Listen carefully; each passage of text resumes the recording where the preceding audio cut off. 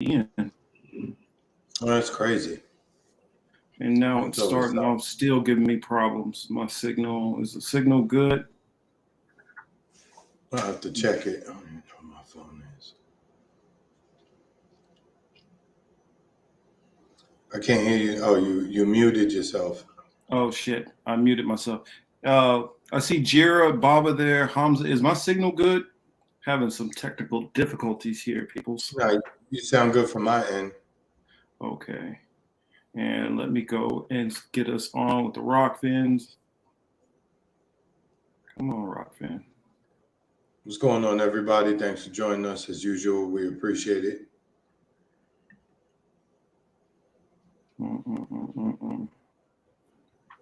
I have to do it this way, I guess. Let's see if this will work. Hopefully it does better for me than it did last week. Wasn't trying to cooperate very well. All right, let's get that going. First, before we do anything. All right, good. Okay, Hamza said we sound good. Cool. Oh yeah, they attacking the nation hard. What do you mean, Hamza? I guess we'll get into it. As you can see, my boys went down. I had to wear the black and gray one. Morning. Yo, that whole Kansas lost? Yeah, lost by 1 point. But that's no problem. Everybody's bracket is completely busted now, huh? Yeah. Well, Kansas lost, and who was that lost the other day? Purdue. Not Purdue. Yeah, they ended up losing to FDU. But there's no problem. Number one. Oh wow. I got multiple teams. Who's that? Kansas State. They still in it. They're still alive. Oh yeah, and just in case, the shirt I got Missouri on. Mizzou, and K-State are still in it. Wow! So you got 3 teams. I got 3 teams in March Madness. So one goes down, I still got another one. It's like Hydra. Cut one head off, another one springs up. But I don't know. It's about to get a little tougher for K-State and Missouri. I mean, KU lost. Right. They lost on some bullshit. I'm not even gonna lie. It was nonsense. Yeah, I mean, some of the calls that were going on, like little ticky-tack fouls and bad. You know how like some bad possession calls and whatever. Yeah, I think they. I don't know. Somebody in Vegas is betted on every top team to just go down. So all the brackets are getting busted. That's what I'm saying. They all look real ugly right now. Well, I'm telling you, when you go into some of these games, it's stuff going on that's not making sense. That's all I'll say. No bueno. Purdue, I mean, I ain't gonna bore them with it. I know most of y'all ain't watching no March Madness. But anyway, how was your week, man? How was everything? It wasn't too bad. Actually, you know what? Before we get into that, let's go on ahead.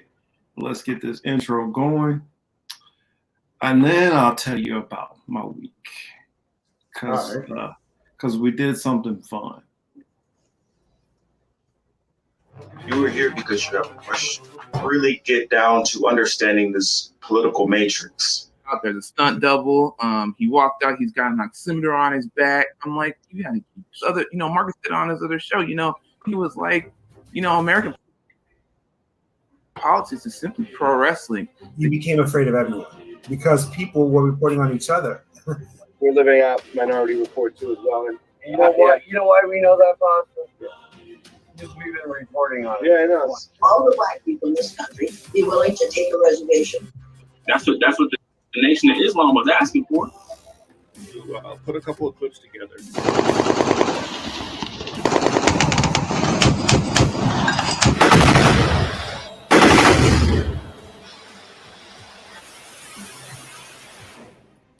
It's crazy to see how much Martin Luther King really began to look like, damn, man, Malcolm was fucking right.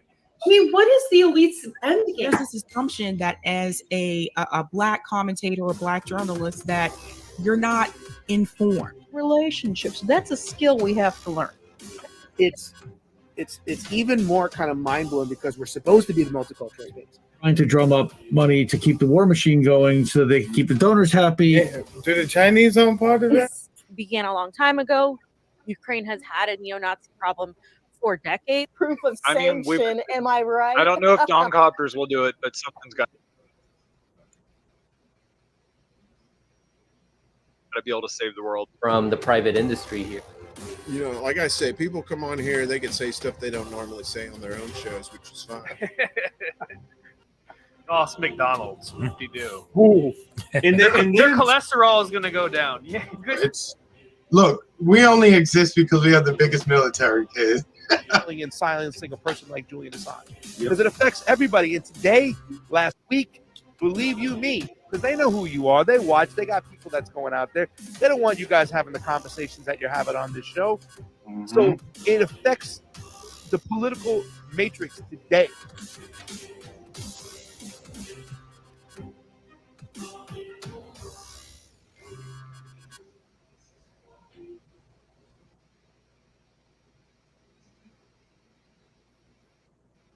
Wow, I don't know. My signal is doing some crazy stuff. I'm all super delayed.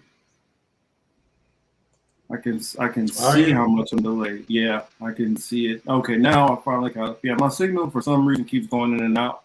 If you guys don't hear something I say, please let me know. Yeah, I'm trying to I'm even trying to pull up my articles and stuff. It's just everything is working slow for some reason. And it's weird because it's not like I share this with anybody. Nobody else is on here. But my week, I did do something a little bit fun. Yeah, Hamza says the intro was super delayed. Well, let's see. It's taking me a minute to get over Rockfin. Okay, cool. Let's see. And GeoPro popped in and has already blessed us with a tip. Says the possibility of, it's kind of funny that this is what GeoPro went into. I'm gonna read that comment in a second, but because that's the first story that I want to get into, so I'm gonna hold that. But we went to me and Liz. We went to what was it called? Astrolumina. Have you heard of that? Mm-hmm. Let's see. Let's see. I'll show you guys. I'll show you guys a little bit from my phone. Was I'm working on the video, and so I haven't put it together quite yet. Let's see. What's one of the cool ones? Maybe you guys can see it. I'll turn the microphone this way. What's one of the cool ones? You said it's called Aqualumin? Astrolumina.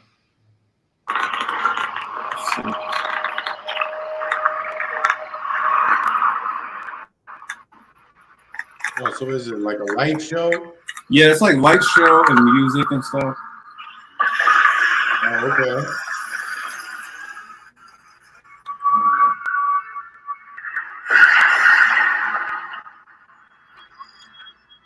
So maybe I'll back it up a little. Okay.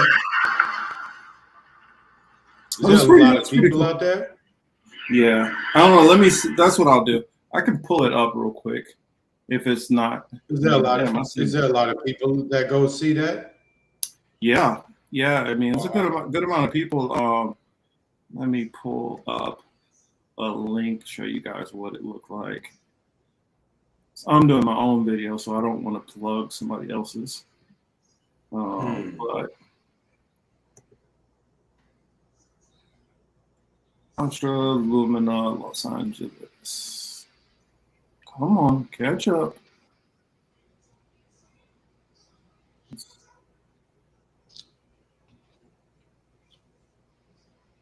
All right. Oh, there's one. Oh, crap. Let me Now let me show it. Put it on my screen.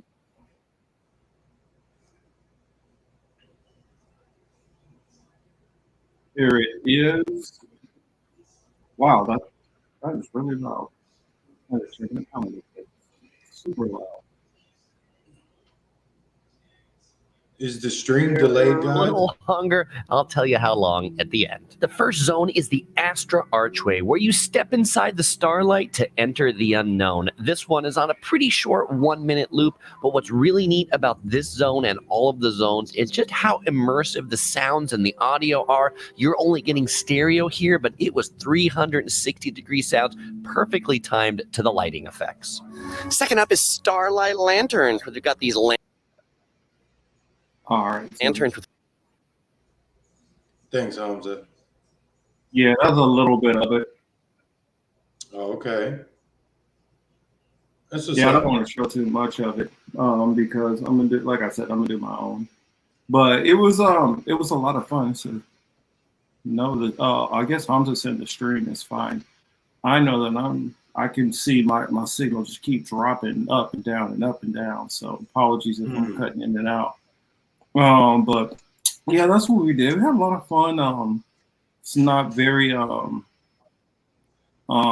it's something that most people wouldn't think of to do. But yeah, it was pretty cool. And shout out to Vegan Succubus out there. Of course, Hamza, Tammy T, Dingo, let's see, Miguel. Who else is out there? Baba.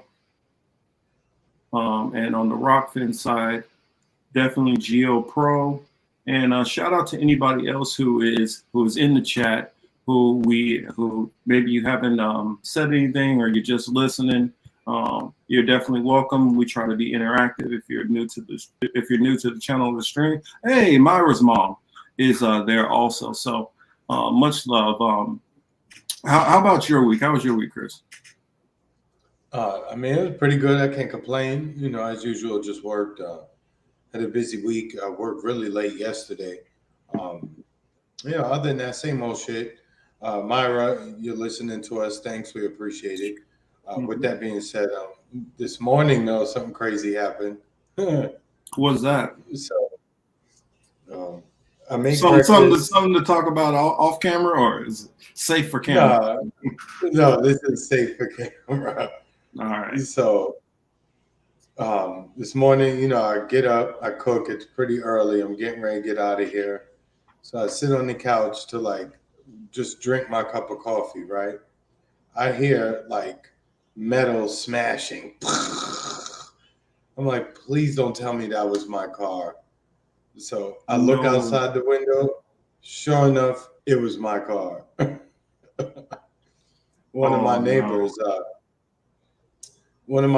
smashed into my car. She reversed into my car, smashed the front end and shit. Yeah. Oh, that's no they good. Did the right. I know, but they're doing the right thing, and they're taking care of it. You know what I'm saying? But that was an interesting way to start Saturday morning. And that's very nice of Tammy. Tempe says, I have to say, watching the Political Matrix has become my favorite thing to do on Saturday night. Thank you. We're glad to have you here. Appreciate it, Tammy. The German 93 says, hey, sorry I'm late. Dr. Ball had a seminar. Don't worry. Don't apologize for being late. We ran late ourselves. I was having all kind of technical difficulties, which apparently I'm still continuing to have some technical difficulties. But we do got a lot. And plus, I know the notifications don't always get out in time. So we normally do just, say what's up and check on each other and see how each other are doing and see how you guys are doing out there in the crowd, how everybody's doing. Because it's like I said last week, I said, I got a feeling that we're going to have a little bit of fun here, playing some music and stuff. But I got a feeling that things are going to start picking up really rapidly. And boy, I believe they definitely have. And so our topics. In terms of in what theater now? Which one are you talking about specifically? I would say there's a lot of heat in the South Pacific Sea in China China region and that on that side. I think. And this I is. think. Mhm. No, I was just going to ask you, and this is where Australia steps in, right? This is the role Yes. they play in that part. This is Australia coming into this, and I noticed that there's been a lot of different stuff, especially like it's hard to get a gauge if you're just going off of Twitter, because Twitter is talking about some off the wall other shit. I mean, it seems like we're just in Republican. Everything seems Republican geared now. I mean, what do you mean? From the feed that I get, it seems like it's heavily dominated by Republicans. Or I won't even necessarily say Republicans. I'll just say the right. Like I had to tell somebody earlier today. I said, if you think Democrats are leftists, you don't know what a leftist is. I said the America is literally of the two parties which are in power, whether it's Republican or Democrat, they're still to the right of most right-wing parties in most other countries. I mean, if you're to the right in America, you realize you are politically furthest to the right of almost anybody in the world.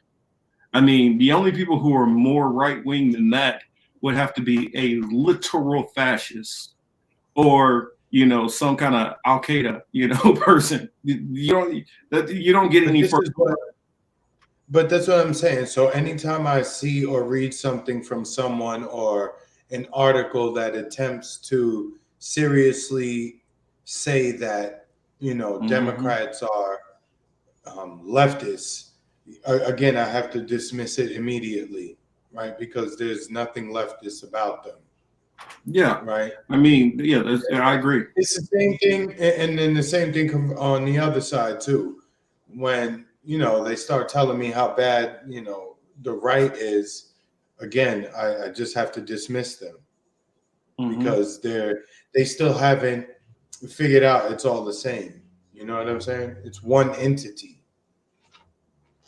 Yeah, I mean, and the thing about it is like I'm not going to spend the time like trying to explain it to most of these other people either, because everybody here, they've read a couple of books and this and that, and I read theory, and so now they all have their mindset on what everything means. And I mean, some of us actually went to college for and minored in political science and got the actual definitions of what X, Y, and Z means, what they really mean, not and the nuances. And there's no nuance to. For one, nobody in America knows nuance. There's either you're a communist, you're a socialist, you're a capitalist. It's not like there's certain levels and degrees within any of these things, or a libertarian. There's no degrees of separation in anything. Yeah, you check that box based on the word, and you are every single thing that it encompasses. You know what I'm saying? Every aspect of it. There's nothing to be left out. Yeah, and one thing that this always frustrated me with the right. They think that anytime that you are culturally, that if you're pushing any kind of multiculturalism or LGBTQ or whatever, that's a far left. Being far left it's talking about your economic viewpoint, your economic worldview. It's dealing with that. It's not going into what you feel. Culture war is not right or left. They don't get that. Correct. Yeah, this wokeness, that's not necessarily a leftist thing. That's not. There's Republicans, there's black and brown Republicans who buy into some of the woke stuff. Also, some of the woke stuff, what do you mean by woke? Are you talking about the original referencing and what it meant by woke, as in, hey, what's up, streets?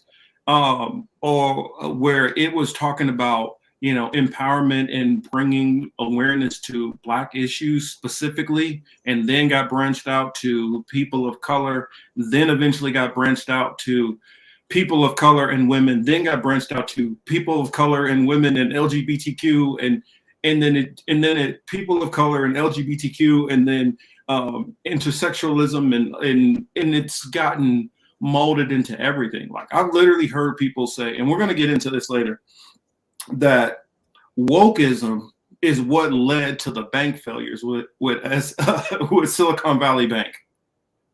I mean, that's when you're literally just taking a term and blaming everything, throwing everything under an umbrella term.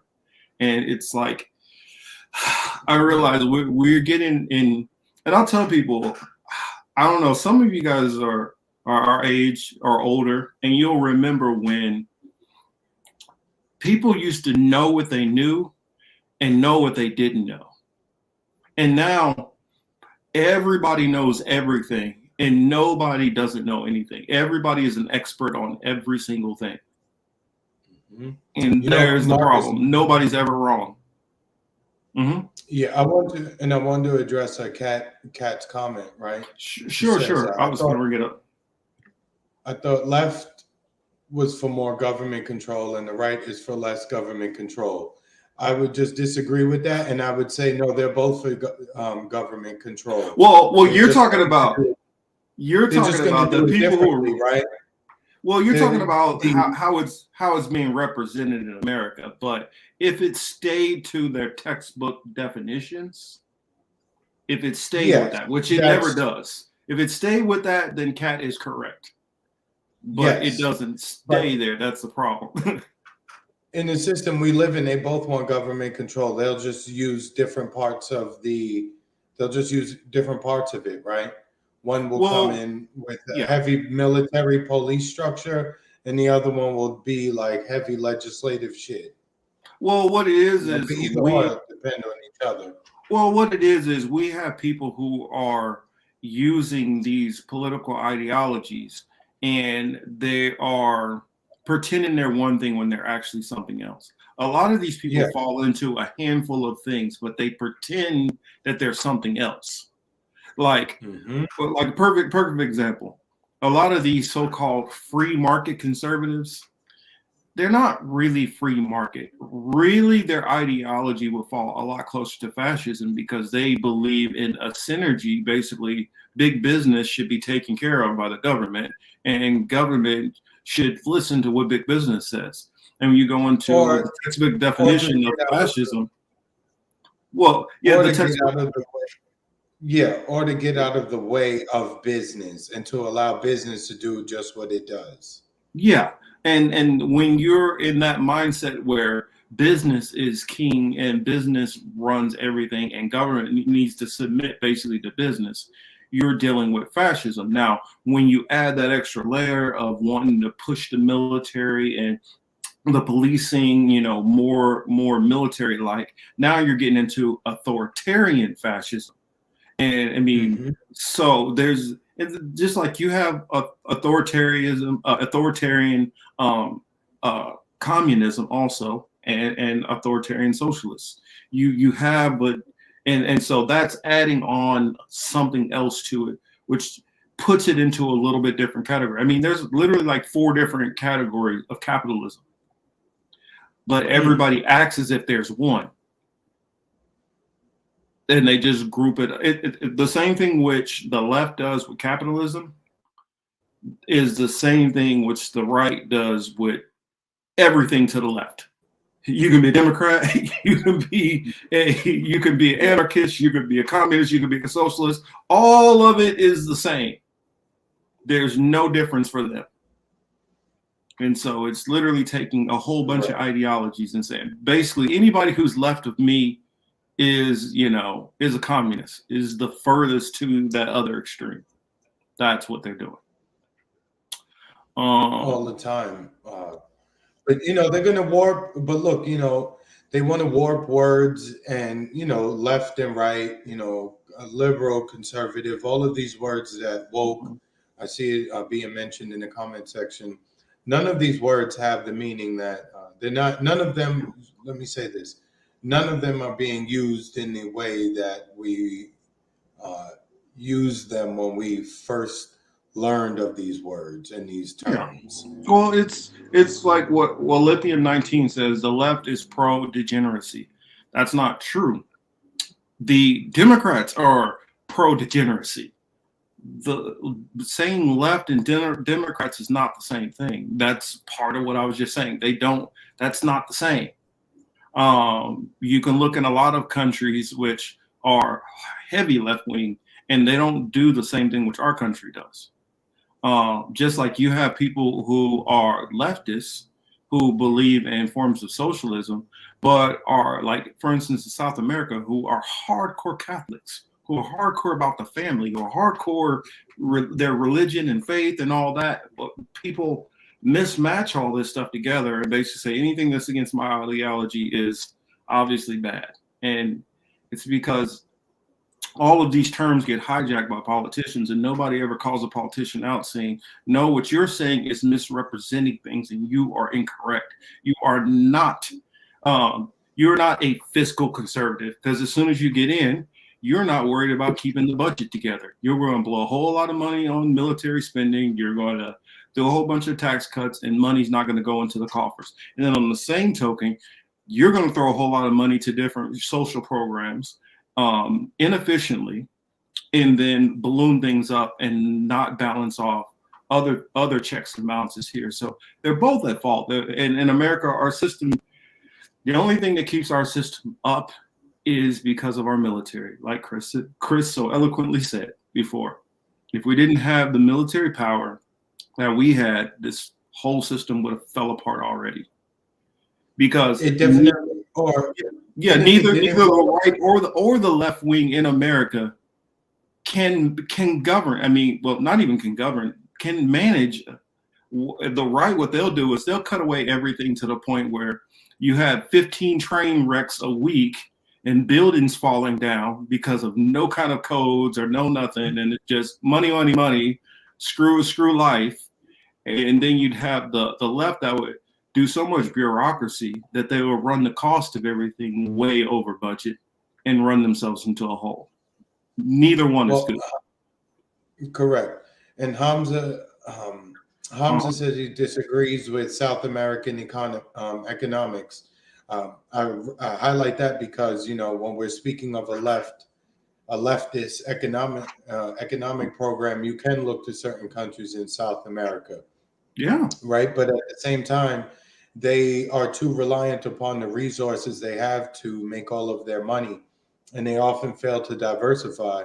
So they find themselves in situations like Venezuela, where the international market can fuck with the price of oil and set your whole country back a year or two, or however long they want to keep, the pressure up on you. So that would be something that, the business sector would be better equipped to handle, like, the investment, innovation, things like that. The government is, they're too slow thinking. Yeah. Extremely reactionary. They're not, they don't have the vision to do what it needs to be done. You know what I'm saying? Economically. Yeah, I mean, I look at both the parties are completely inefficient at running anything, because they're so key focused in on what they believe in and what they're focused on, and don't give a damn about anything else. And so by doing that, you allow other areas to fall down. It's kind of like if you go to the gym and you only work on the chest workout and you never do legs. That's the equivalent of what both party does. One party is, I want to just focus all on leg workouts. And another one's like, I just want to do only bench press. Well, you need to do a full body. You need to, that's the reason why I've always believed in mixed economies. You need to have a mix. That's how it works. If you don't, then if you go full on to the right side, what you're going to do is you're going to inevitably create a third world country. You're going to have people who are massively wealthy at the top and a whole lot of people who are massively impoverished. That's inevitable, because if you let business do what it's going to do, business only cares about maximizing profit. It doesn't care who it screws over. It doesn't care who it makes homeless. It doesn't care. It's a dog-eat-dog world, which is cutthroat. And you factor in how much cronyism is already built into the system. You're going to have a lot of companies just creating monopolies and squeezing everybody out. That's that's not a good system either. I know, but I don't know. I've just been kind of going back and forth with some of these different people online, and it's just, and then the woke. See, here's the thing, Hamza. Hamza said woke meant you are awake, and you dog it now means you support everyone being trans and pro-mask. And that's not what woke means, though. Everybody takes woke and superimposes it on whatever. Just like there was a Black Lives Matter movement before Black Lives Matter came along. Those people came and subverted it, and then big money from the top came in, and the system got switched and changed around. But it just because of what it's become does not mean that's what it was. It's the same thing with the term woke that's been hijacked. And a lot of people say, oh, it's about trying to change things from the natural order. What it is it's been people who have constantly, the term woke literally goes back to the 30s. If you think that there was not racial issues and problems going back to the 30s, then you're intentionally keeping your head in the sand. No, I think Hamza was saying that he was giving. No, I'm not talking about Hamza. It was somebody else. Oh. Something somebody else was saying. Okay. And also just in general to right wingers, which I've dealt with. But that's another thing. It goes to show about the right wing. They love to make fun of the left for how they pander to black folks. You know what? Or Democrats. Even me, I'm using the word wrong, but we understand what it means today, right? So, they're highly critical of the Democratic Party and how they outreach to black folks, and they love saying that we're on the plantation because most of us tend to vote with the Democratic Party. But as Street said, true woke speakers have been suppressed in the media. And Baba said it, sorry. Woke came from the black community. Of course, that's our sauce. You know what I'm saying? And they took that to mean something else. Just like left used to be code for black, that's what I used to feel. Well, and while we're still talking the politics stuff, I remember they were talking about, because this was trending, and in Republican circles, they always get Civil War trending over and over and over. And they're always the ones who are talking about, oh man, if they do this, man, this could lead to a civil war. And for one, that's just literally not going to happen. In these red states, the people who are blue are not going to fight you. They ain't saying nothing. They ain't about to go. They know that they're outnumbered. They're not going to go and fight against a mob of people against them. Hey, Least Bones is in. Les Bones. What's up? And I don't know. I said at least less.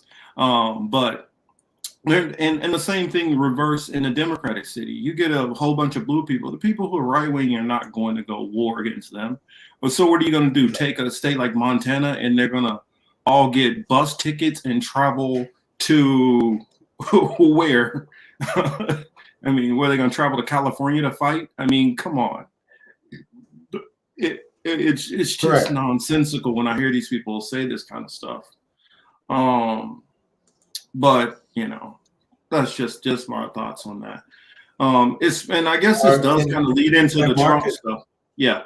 And Marcus, real quick. And Hempcar says, are people woke to the fact that Fallujah is worse than Hiroshima?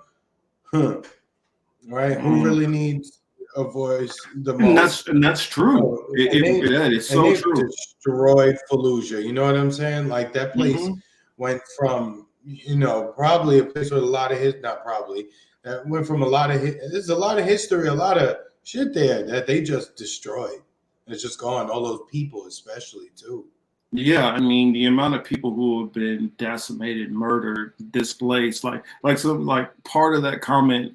I guess I'm still a little wound up from some of that stuff. Because they were talking about how, well, if you don't like it here, go to another place. I'm like, for one, you don't tell me to go any fucking where. For two, where I said, tell me a place I could go where I would not be dealing with racism and it's out of the reach of Western powers' influence. What country could you go to which the West is not trying to run a coup on the government trying to put sanctions on them if they go against them. Where could you go? Nowhere. America is the biggest Karen in the world, and they're in everybody's fucking business. Mm-hmm. And it doesn't matter if it's right wing or left wing, they will be in everybody's business. Yeah.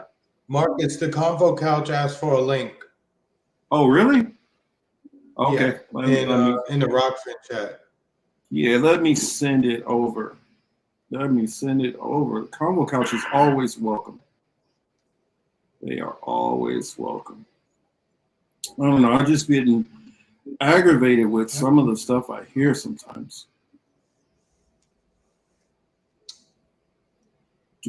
Oh, can you read? Was it? Can you read that comment from? Too stupid. No, go ahead. What did he say? He said, whether you red or blue, you're going to be red, purple, and blue by the time they get done with your ass. That's a fact. That is a fact. Man, even my signal here is giving me some problems. Copy link. Yeah, yo, what's up with your man? Yo, what's up with your boy? I mean, I guess since we're going that way anyway, sticking with the political discussions. Yo, what's up with your man getting on stage saying that he about to get locked up? Well, he know they got a warrant for him. Well, go ahead and read who was it? GeoPro's comment. Oh, yes. Let me get back to it. GeoPro says, the possibility of Trump arrest makes me think how elites love to distract us with so much. This week alone, we have banks failing, the drone event escalating, war, and now this. These events not only keep us distracted and emotionally drained, but allow the Hegelian dialect to unfold, because in order for problem, reaction, solution to work, the people need to be reactionary with no clarity of thought. With no clarity of thought. We just saw this. We can actually go back over the last 2 years to show just how true this is. There we go. I put the link in there in the chat, Convo Couch. But yeah, I think Trump is trolling. I really do. I've long held to my point of view that no matter what they think that they have on Trump, it's never going to go anywhere. Like Trump said, I honestly think he probably could almost get away with shooting somebody. I almost think that he could get away with shooting somebody. I mean, I just don't believe there's any way that you're going to have a former president, just like you never see a sitting president, go to jail. It's just not going to happen. It's just not. That's not how the system works. And who would be the arresting agency? I didn't even look into it. I just saw the headline. Well, I think they're saying that it's supposed to be the Southern District of New York. Oh, okay. Yeah, I didn't know who it was. I don't know if he was selling drugs and got busted by the DEA. You know what I'm saying? No. So did you did he get the link?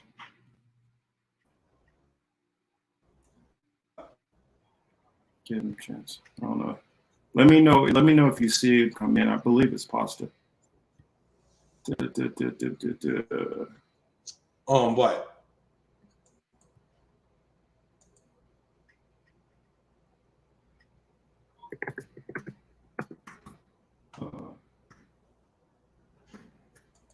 You good, man? Yeah, I was telling them the link is in the chat. Just letting them know. It should be there, right? Let me double check. Yeah, there it is. In the Rockfin chat, yeah. It's in the Rockfin chat. Yeah, I honestly think Trump is trolling. I mean, I got a story here. Let me pull it up.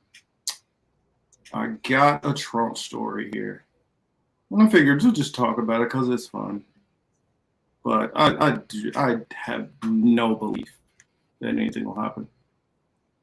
Okay, get that out of the way. Oh, got a 404 error. Actually, well then I'm gonna send it to. Let me DM it. Let me DM it to Combo. Oh, is that true, Kat? Kat says, I'll put this on the screen so people can see it. Yeah.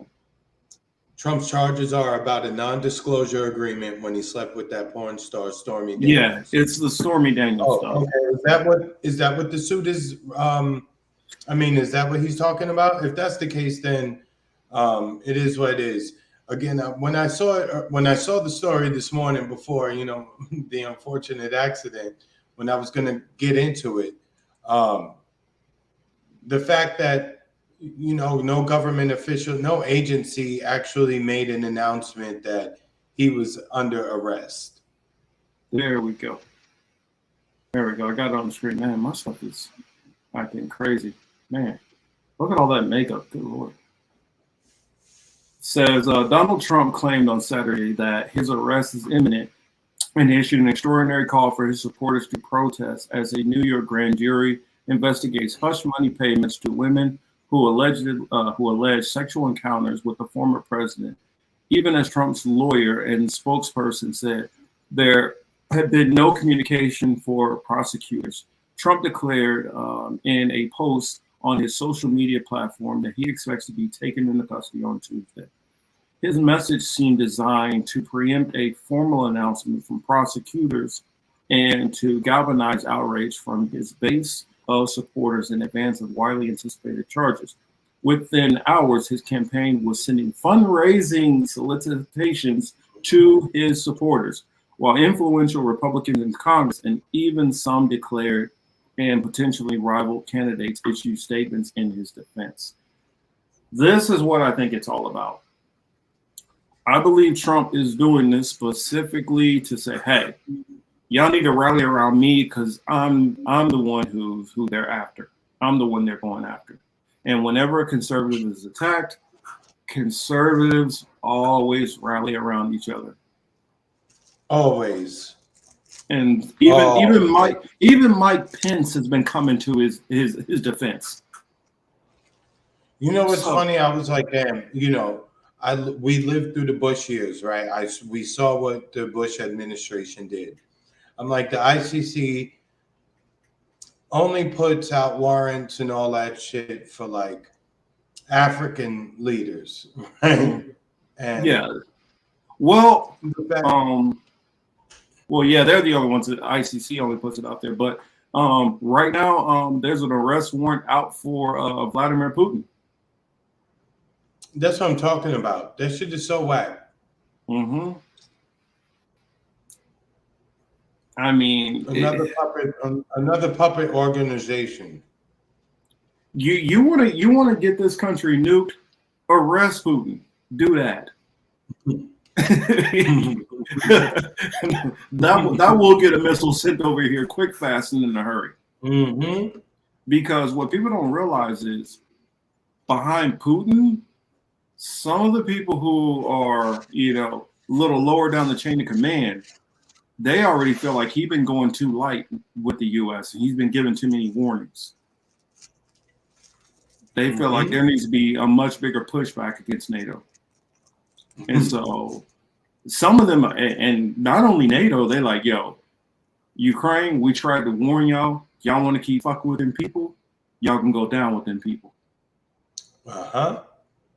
And so I just think that if y'all go after Putin, be sure that's what you want.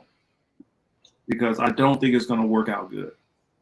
I agree, Baba. It is time to drop the hammer on NATO. And what's happening is it's all starting to build up. I see Bulla is in the building. What's up, Warren? What's up, man? I really think that they're testing. What they're doing is they're really setting this up to push things further along, and this war footing is coming. We talked. I looked up one of our old videos. We talked about this about a year and a half ago. and I grabbed some of those clips. I didn't want to grab the old original one, but I grabbed some of those clips, and so that we can look at them now with fresh eyes. We could go back to the original live stream, but just wanted to show, you know, some of that stuff for some of our audience who is not where we are now, because I mean, I hear some people who they kind of have the viewpoint that this is just about, you know, trying to sell some weapons. They're not really trying to push this into a war footing, or they're all together in a way. So this is all being coordinated. And you know my standpoint. I don't agree with that. That's where I kind of separate from most people who are seeing all these things.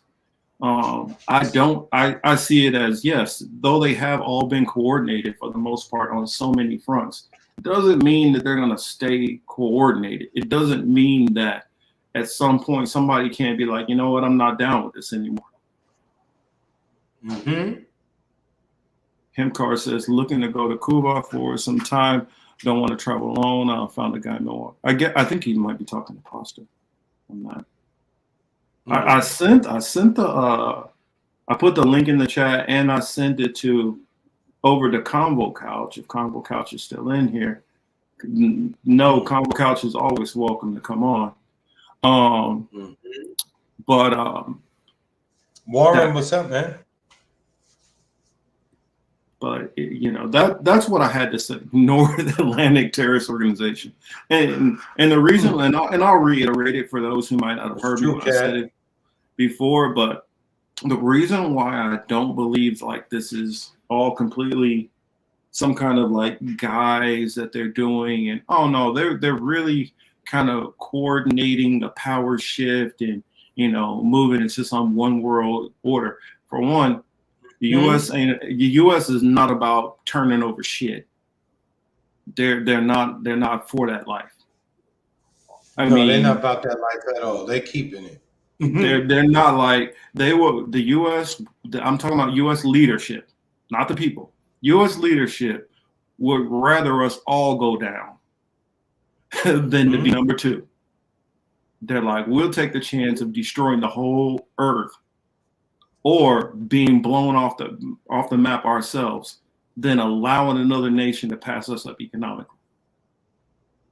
And a perfect example for those that might not know about this, or maybe you do know about this. You guys remember back in the day when Japan had all this top technology, and Japan was like becoming one of the top countries in the world. They were starting to buy businesses all over America. What happened to Japan? Their birth rate is upside down.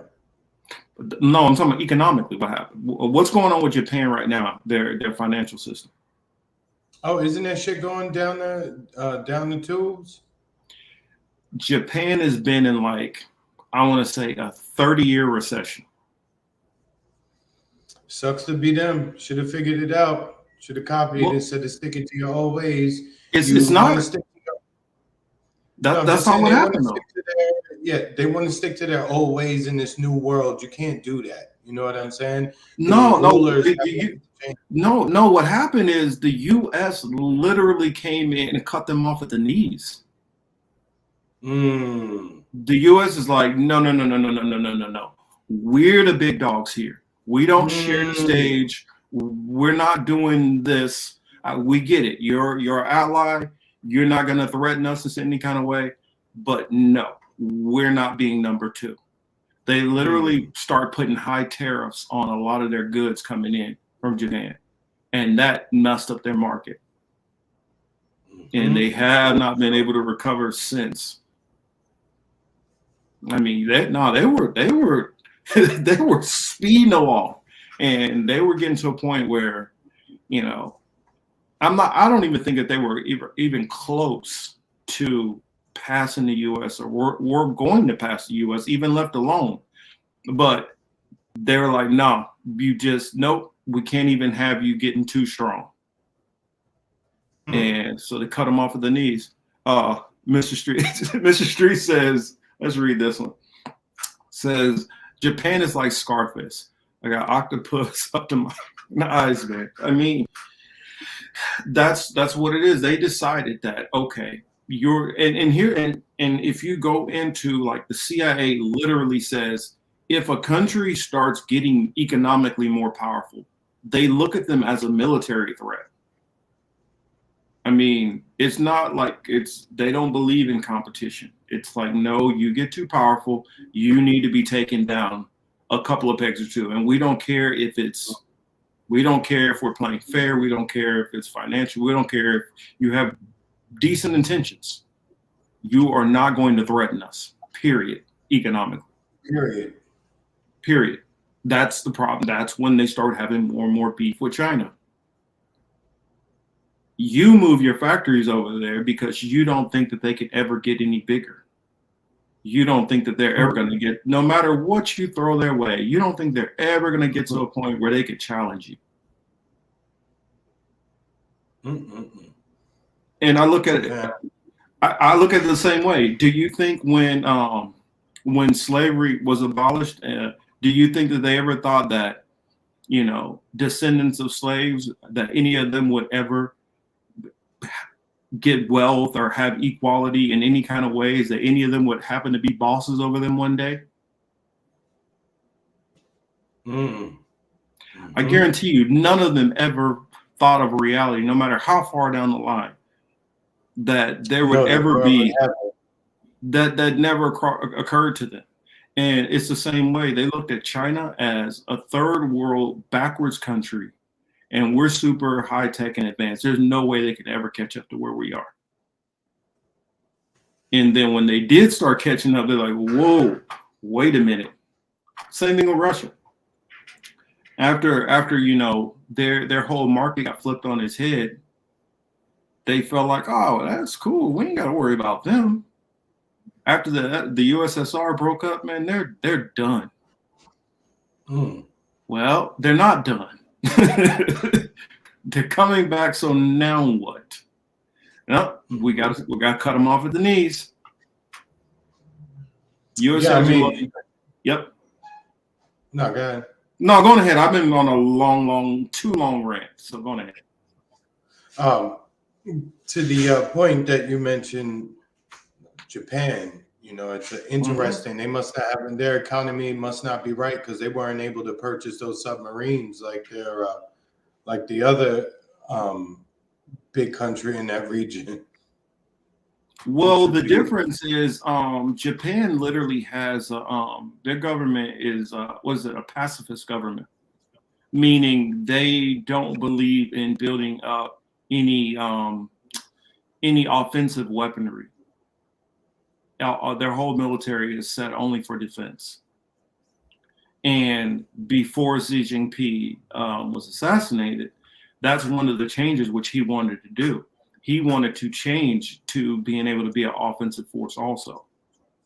And that was a change all the way going back to the late 1940s when they took on part of the pact, which was given to them after the war, was you guys will have basically a pacifist military, meaning you guys will not be threatening, you guys won't be invading anything. And they've had that policy since, I want to say about 1949, I think, 48 or 49. They've had that policy. And then Xi Jinping in 2021 wanted to change it. I recall something like that. Yep, that's what started happening when he wanted to change it. And so while we're I finally got my groceries in the house and I can sit down and pay attention. Good. Kat says, I think Donald will get arrested because the elites need us to be further divided. MAGA would be upset, but they may be leery on protesting because of what happened on January 6th. The reason why I don't think that they would arrest him, because what it would do is, even if they arrested him, they wouldn't have anything to charge him seriously. It would be the same as when they raided Mar-a-Lago. They didn't have to raid Mar-a-Lago. They didn't have to do it like that. They did that for the whole shock and awe factor. And the fact that they did it that way, it revved up Trump Nation. If they did this, it don't matter who the Democrats could find to run, Democrats would lose. Every single Republican would be at the polls in mass unison voting for Trump. And it would be so strong, I don't think that they could even try to sway any kind of numbers to fake anything. You're right about it. It's the same thing with it's the same thing with, you know, the Republicans when they Roe versus Wade, when they overturned that. If they would to overturn Roe versus Wade, the Republicans would have been running to super majorities in the House, and they probably would have took some Senate seats. But and here's the thing about it: they could have took the seats, then took the presidency, and then did it, and not had to worry about backlash so much about losing the seats. But by doing it before, you got some seats, but you didn't maximize like you probably should have. No, you don't. And the Democrats are going to turn right around and do the opposite of that, or do the same thing as that if they mess with Trump. Oh, absolutely. You're guaranteed to put him back in the office if you do that.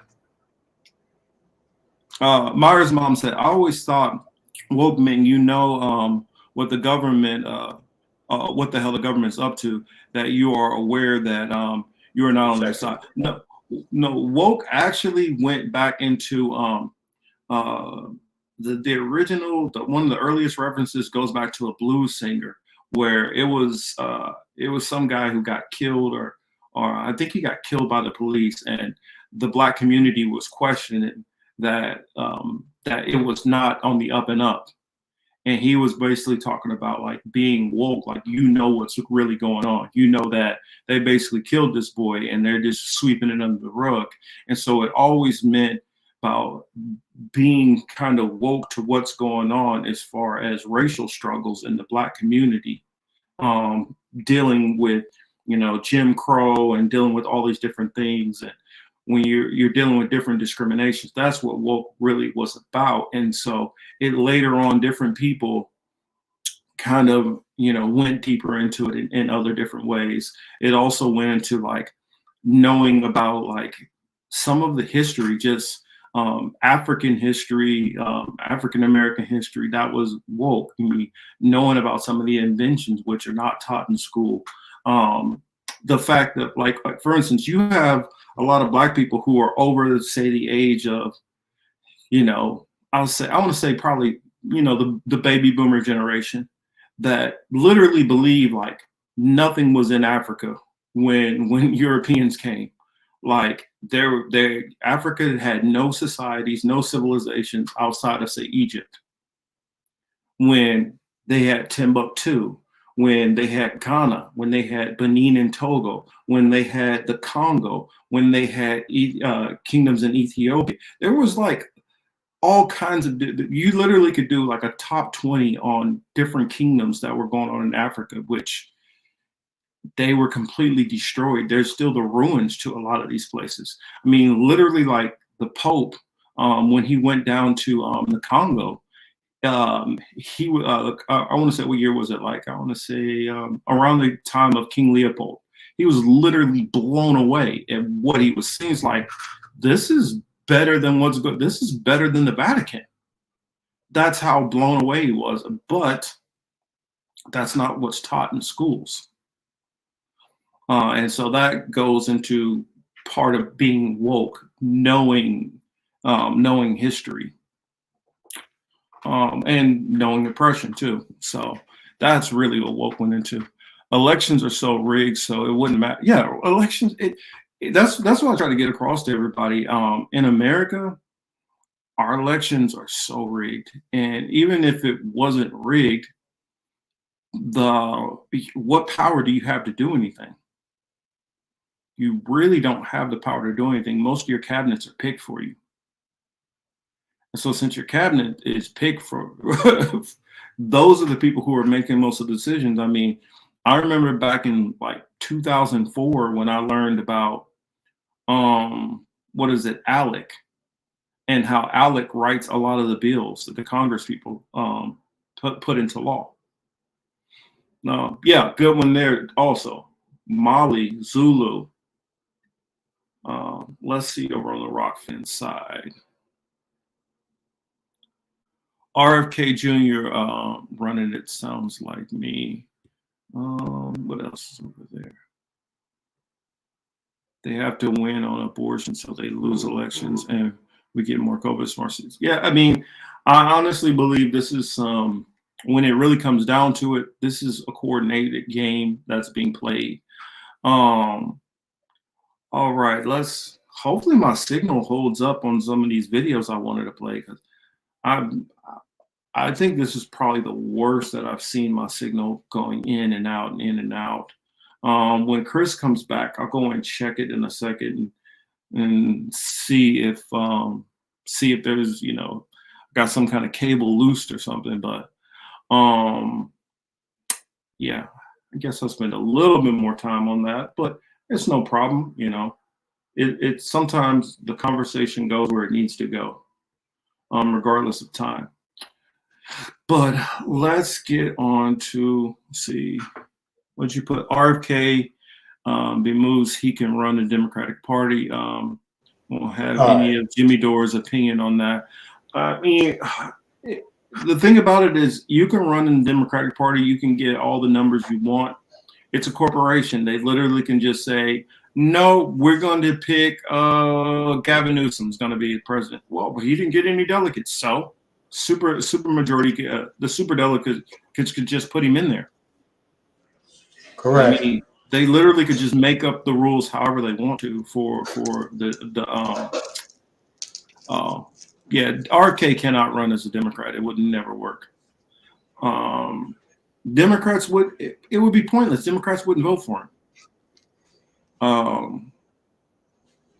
And I mean, only way that would work, I don't even know what that would do. What that might do is take some of those moderates who are really Republicans, and they might vote for him, but nah, that wouldn't work. Actually, go ahead and take it for a minute, Chris. I'm gonna try to play with my signal over there, try the router or whatever, and see what's going on. So I keep watching it, my signal go up and down and up and down. So I'll be right back, sir. Oh, well, I'll let you finish eating first. Looks like you're snacking. No, we good. I just got a minute. No, since we're talking about all that, I wanted to go into the Australian nuclear submarine purchase. So they're purchasing like 8 submarines from the United States and England for between now and I think the year 2050 or something to that effect. I guess they'll finish making. I guess they have to. I don't remember the exact terms of the deal, but it's a lot of money. It's several billions. It's billions and billions of dollars for these nuclear submarines that Australia is trying to get their hands on. I didn't know Australia had beef like that. Even though I know they don't.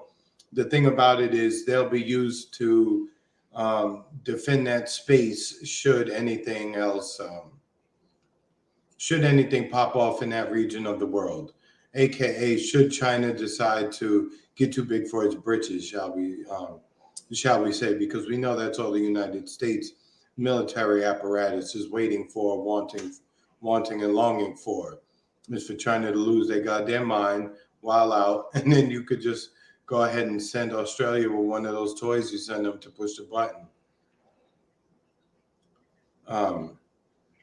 I want to see proof. Looks like my signal's better now.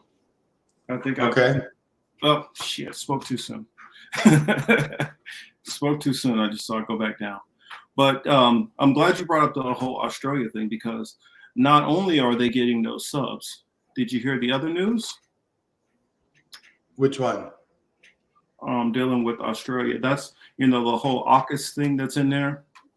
For those who don't know what Australia is, it is Australia, UK, and US.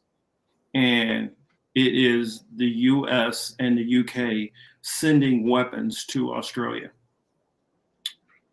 Let me see if I got that article. I sent an article that I wanted to read if I have it. Where's it at? Oh, there we go. Oh no, that's it. Like this. Like I said, they plan to send, what is it? I think it's something like 250 cruise missiles will be sent to Australia also. So I don't know if you heard of use them shit. And those cruise missiles. And for those who don't know, I literally used to.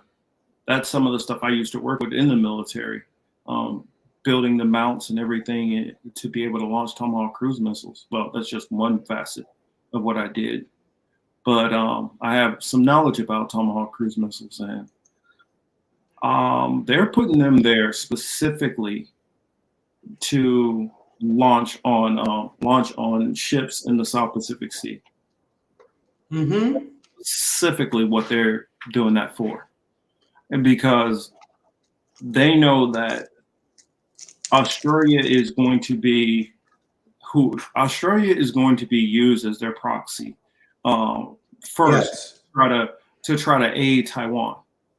So, so what you have going on in NATO is you have the Foreign Legion, you have mercenaries, you have, I would argue, probably some CIA. You probably have some recently departed veterans, which they are paying money to go over there and fight in Ukraine. That's the reason why they're able to still continuously keep fighting and putting up such a good fight. Because, I mean, not saying the ASOP battalion is not well equipped and trained. They are very, very well trained. But for just numbers' sake, they need to have they're using the reason why I know for a fact that they're using NATO troops and they're using Americans specifically, because some of the equipment that's being used, you can't just, it's not like hopping in a different car. I mean, it's literally like the equivalent of, say you drive a motorcycle on a regular and now you need to hop in and drive a semi. It's that different. Some of the weapon systems, they're not, just because you drove this type of tank doesn't mean you just can't go from the Leopard 2 or Leopard 3 tank to hopping into I'm blanking on like a Bradley. You can't just switch back and forth from tanks like that. You can't switch from these different weapon systems. You have to have knowledge in it. You have to have training in them. Therefore, I know that they're sending over people who have training. What's up, Anthony? I see Anthony out there. Another thing is, what is it? Poland and Slovakia are sending, how many did it say? They're sending 13 MiGs to Ukraine, I believe. Finland, Netherlands, and other NATO allies are also thinking about sending MiGs. I'm not sure, probably MiG-28s, I'm guessing, over there, because most of the Ukrainians would have experience in flying MiGs. So more than likely a MiG-28 or MiG-29 is probably what they're sending to them. So in every aspect, in every phase, in the theater with Ukraine and Russia, things are heating up and escalating. Over here with China, they're heating up and escalating. And I don't know. I know you know the answer to this, Chris, but let's just test. Why do you think that they would be so up in arms about Taiwan? Or let the audience know. Why?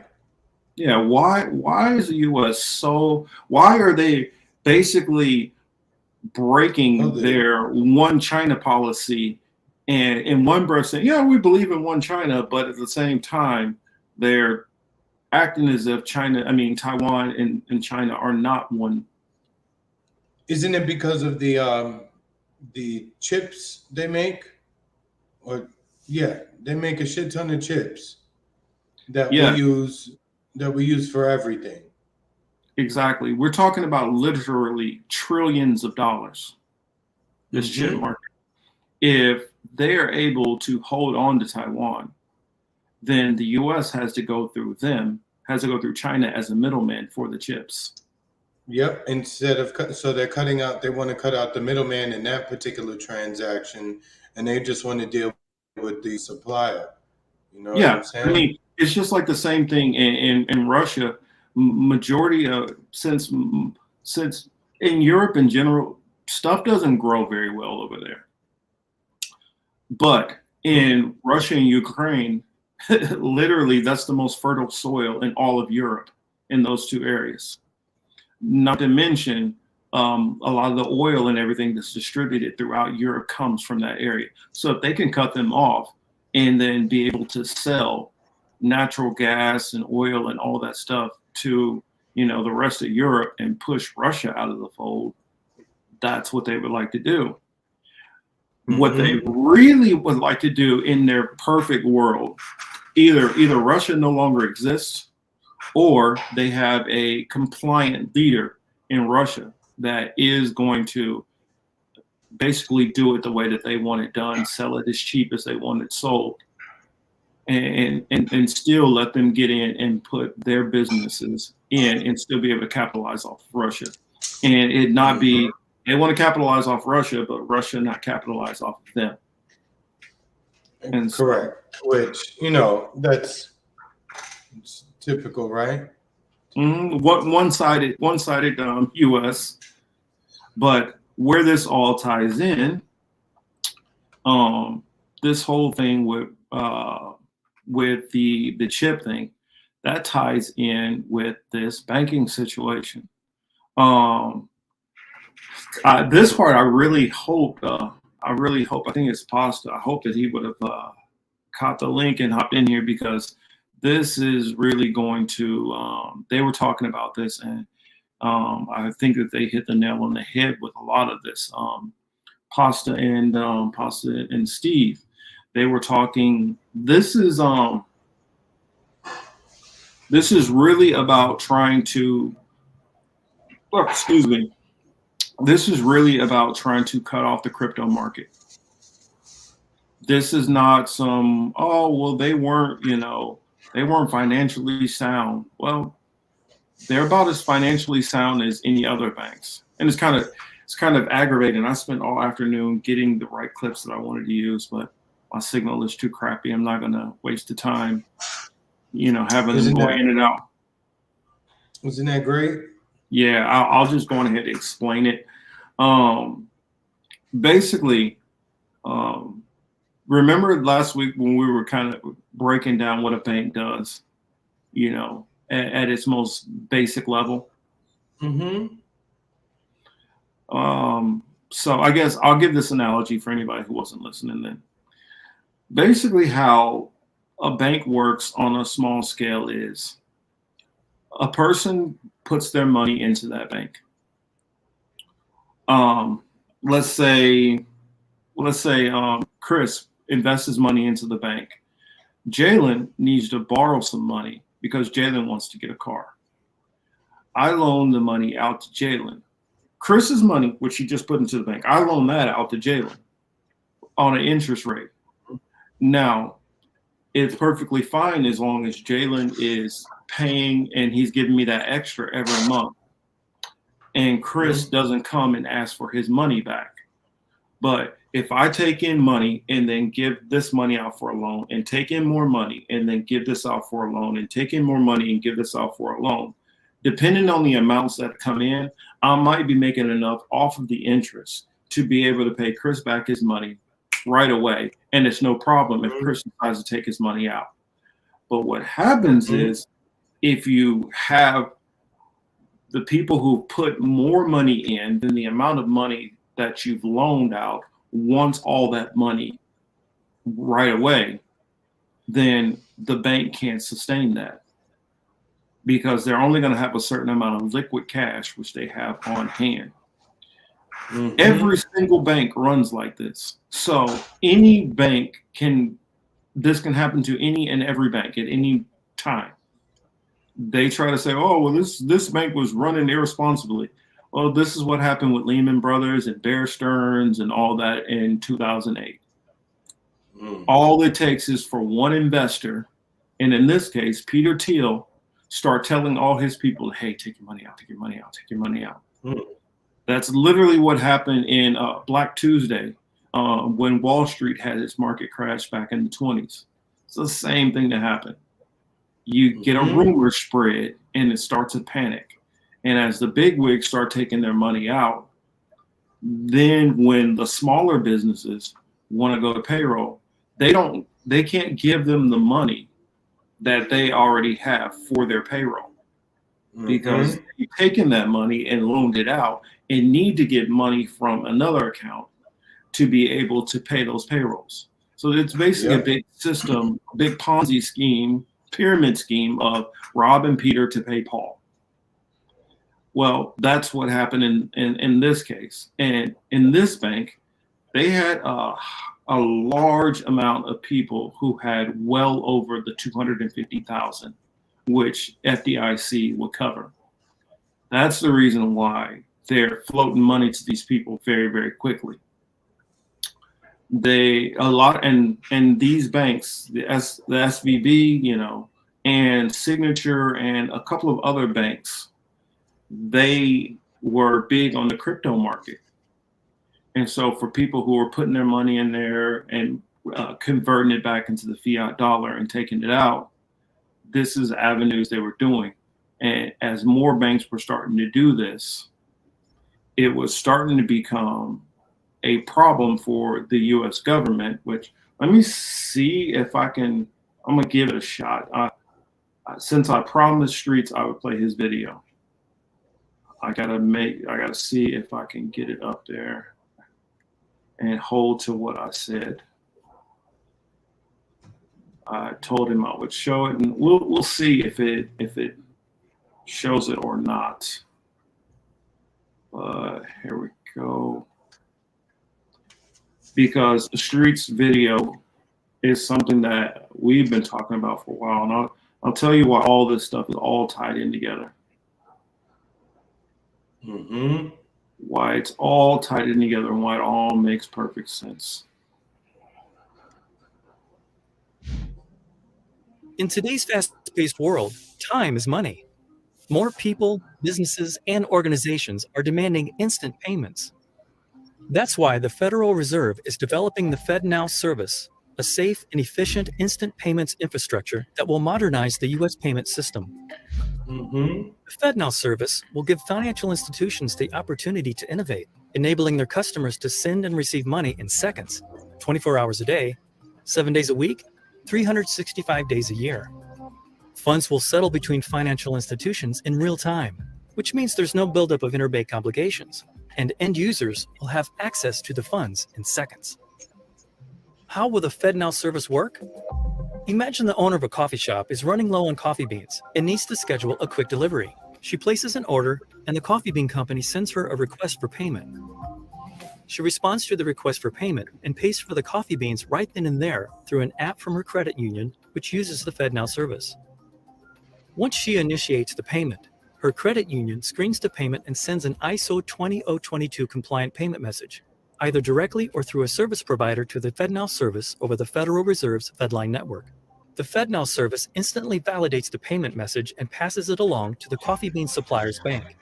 In real time, the supplier's bank confirms to the FedNow service that it intends to accept the payment, and the FedNow service debits and credits the master accounts of both the shop owners and the coffee bean supplier's financial institutions or the master accounts of their correspondents. The FedNow service also immediately sends a payment message with an advice of credit to the supplier's bank and notifies the shop owner's credit union that settlement is complete. Finally, The supplier's bank credits the supplier's account in near real time, making the funds available. The supplier's bank will have the option of sending a confirmation to the shop owner's credit union that the payment has been posted to the supplier's account, providing the coffee shop owner with certainty that the payment was received. The FedNow service will be designed to be flexible and support a broad range of potential use cases. Banks, credit unions, and other industry providers can use it as a springboard for innovation to support a range of applications such as account-to-account transfers and bill pay. For example, now imagine it's after hours and the shop owner gets a reminder that her car insurance bill is due today. She may be able to avoid a late fee by initiating a bill payment in her credit union app and selecting to pay it now. Later, she repays a friend for a pizza they shared using an app provided by her credit union that clears and settles through the FedNow service. With this service, banks and credit unions can remain competitive by offering the type of payment options customers increasingly expect in today's fast-paced world. The FedNow service will support flexible adoption, allowing financial institutions the option to work with aggregators, processors, and correspondents to adopt the service. Banks and credit unions will also have the option to adopt the full set of FedNow capabilities or sign on as a receive-only participant. The initial launch of the FedNow service will focus on core clearing and settlement capabilities. Additional features will be released in phases to meet evolving industry demands and changes in technology. Get ready for the FedNow service. Learn more at fednow.org.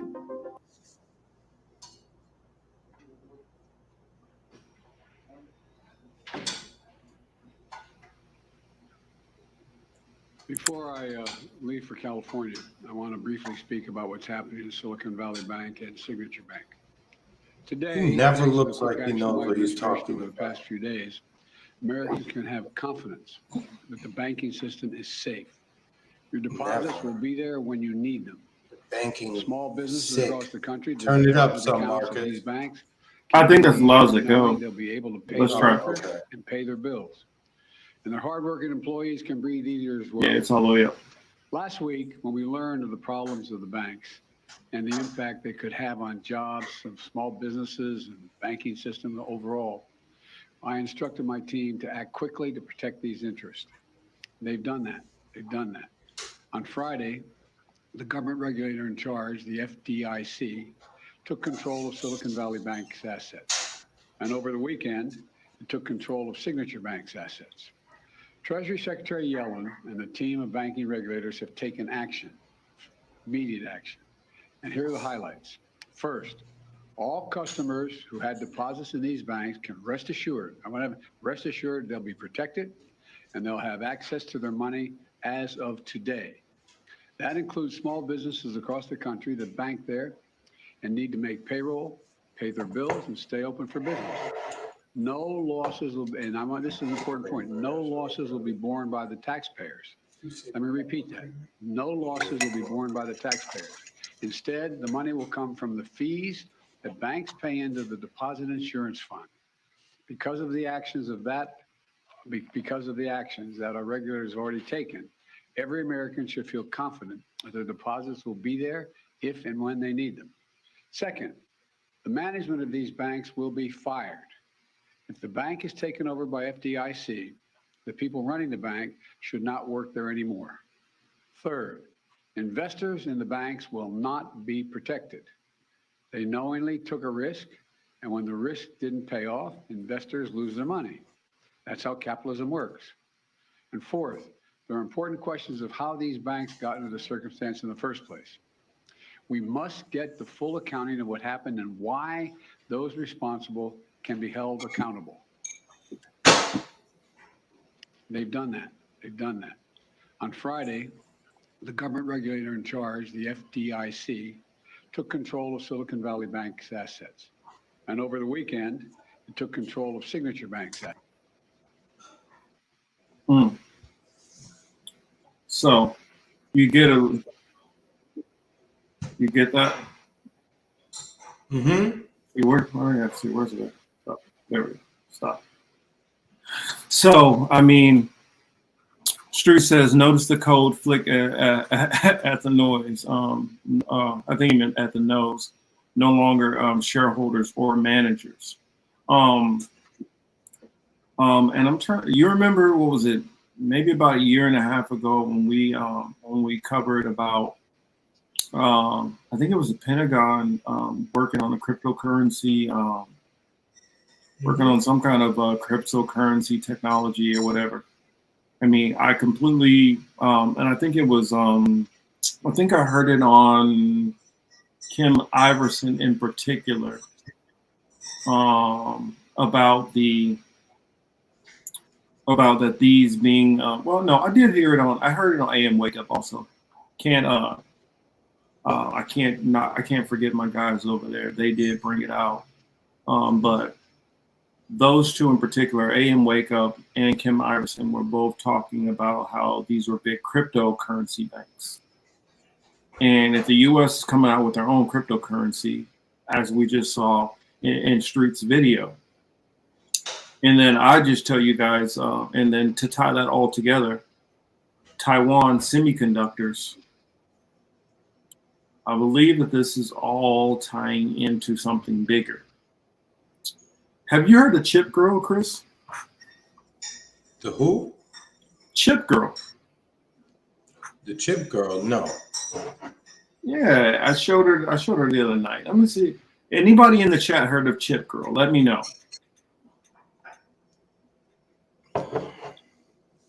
Carpathian 9 says fired. Oh, I'm sorry. I guess I missed that comment. But anybody over here on the Rockfin side, you guys see Chip Girl. Anybody on the YouTube side? Anybody familiar with Chip Girl?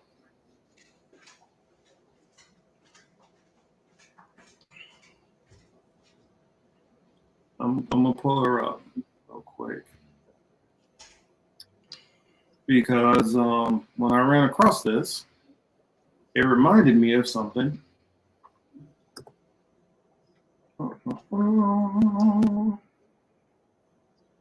Let's see, which video do I want to share?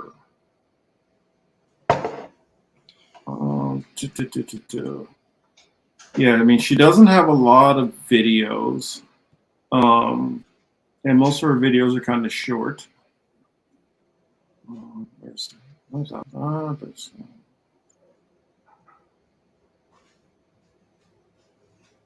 All right, which one do I want to share? There's a bunch of them. Oh, yeah, I guess I could just use this one. Sounds like a call girl. It does sound like that. Cosplay. Yeah, it does. All right, now let me share it on the screen. Oh yeah, Baba, I check her out too. She has good program. I like her. I like her stuff. Most of it anyway. I couldn't find the video that I wanted that I used from yesterday, but this one will work. Implanted into my hand. The chip inside of my hand can open cabinets and doors. This does not work. Here is my ring. Does not work. Here's motion. Does not work. Here's my hand with nothing on it. Nothing on my sleeve. Here's the chip.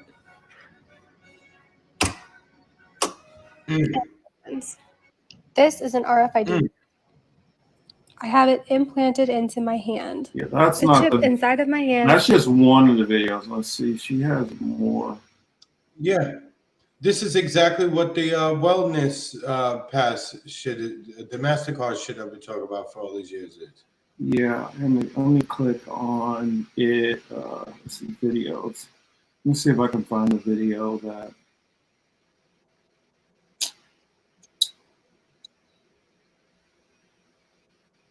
And so literally, oh, this is the video I want to share.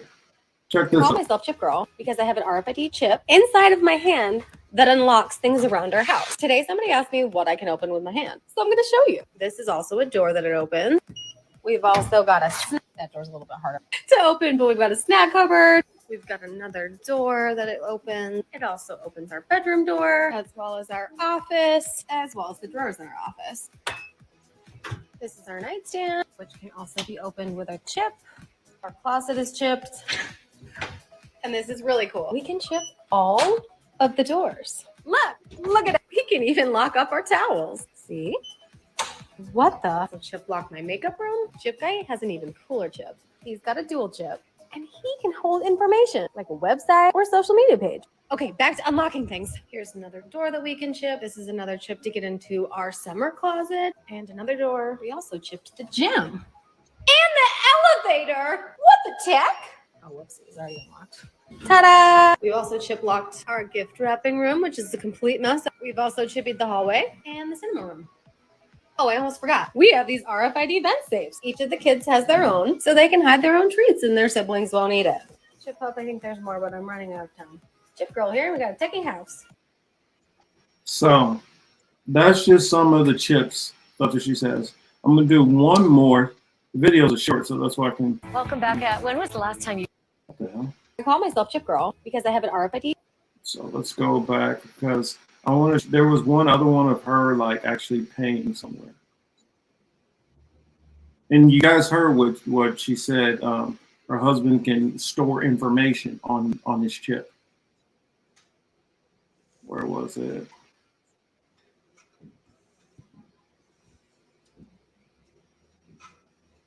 Where was it? Videos.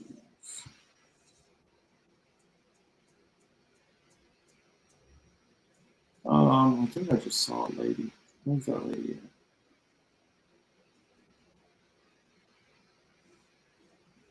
Oh, here. Come get a BBL with me and a Moxie.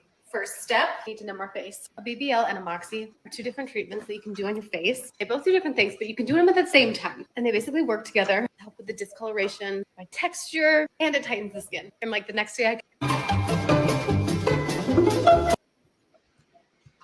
So basically here, she's went to go get facial treatments and she used her chip to pay. I remember I think it showed it here. No, it didn't show it in this one. She just talked about it. But this is what I mean about this chip stuff. And so, did she chip the kids? Yes, her kids are chipped also. She even has codes. So she has like, I guess, like a little key fob that she gives to her guests. But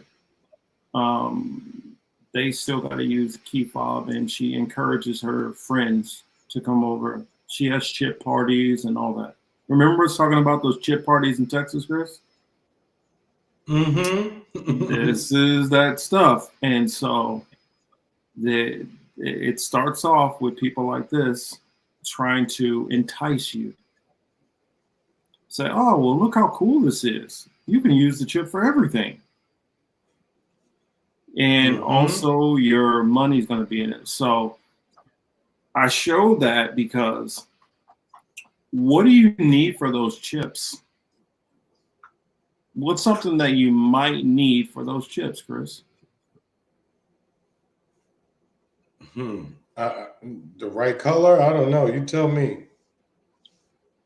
Well, we were just talking about in the last segment about the U.S. going to war. Oh.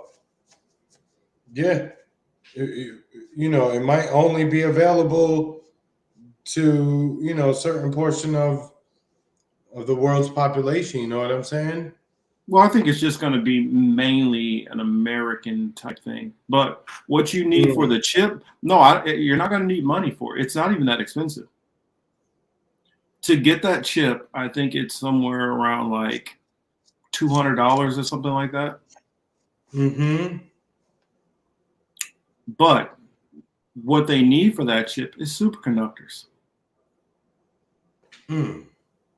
So if you're working on digital currency, and you possibly might be floating the idea of people needing to have a microchip in their body, you're going to need to have a lot of microchips on hand, right? At least 350 million, right? Well, let's see if you guys remember an old video that we did. You remember a certain video that we did? Now, I wish I would have probably clipped it better. But there's a certain video from a certain, at the time, senator I tied that all together. From the Joe Biden video where he's talking about how you're going to have to deal with, technology in the future, and without a doubt, there's going to be, all this futuristic shit. I don't remember exactly what he said word for word, but this is all going to this is all playing into the CBDC, central bank digital currency. Yeah, all of this is connected. It's all going of it. there. Here it is. In a person's body to track. Can a microscopic tag be implanted in a person's body to track his every movement? There's actual discussion about that. You will rule on that. Mark my words, before your tenure is implanted in a person's body to track.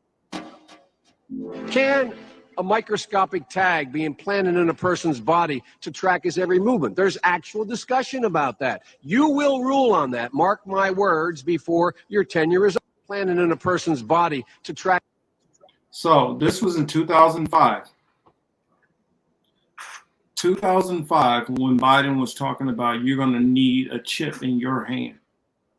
Now they start off with somebody like a chip girl. Long time ago too. That wasn't just 6 years, 7 years ago.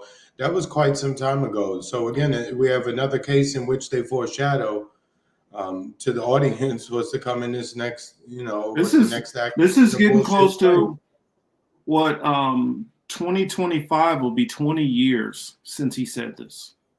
Mm-hmm. So he said this 18 years ago. Mm-hmm. Think about it. He said this before Marcus was born. Mm-hmm. Correct.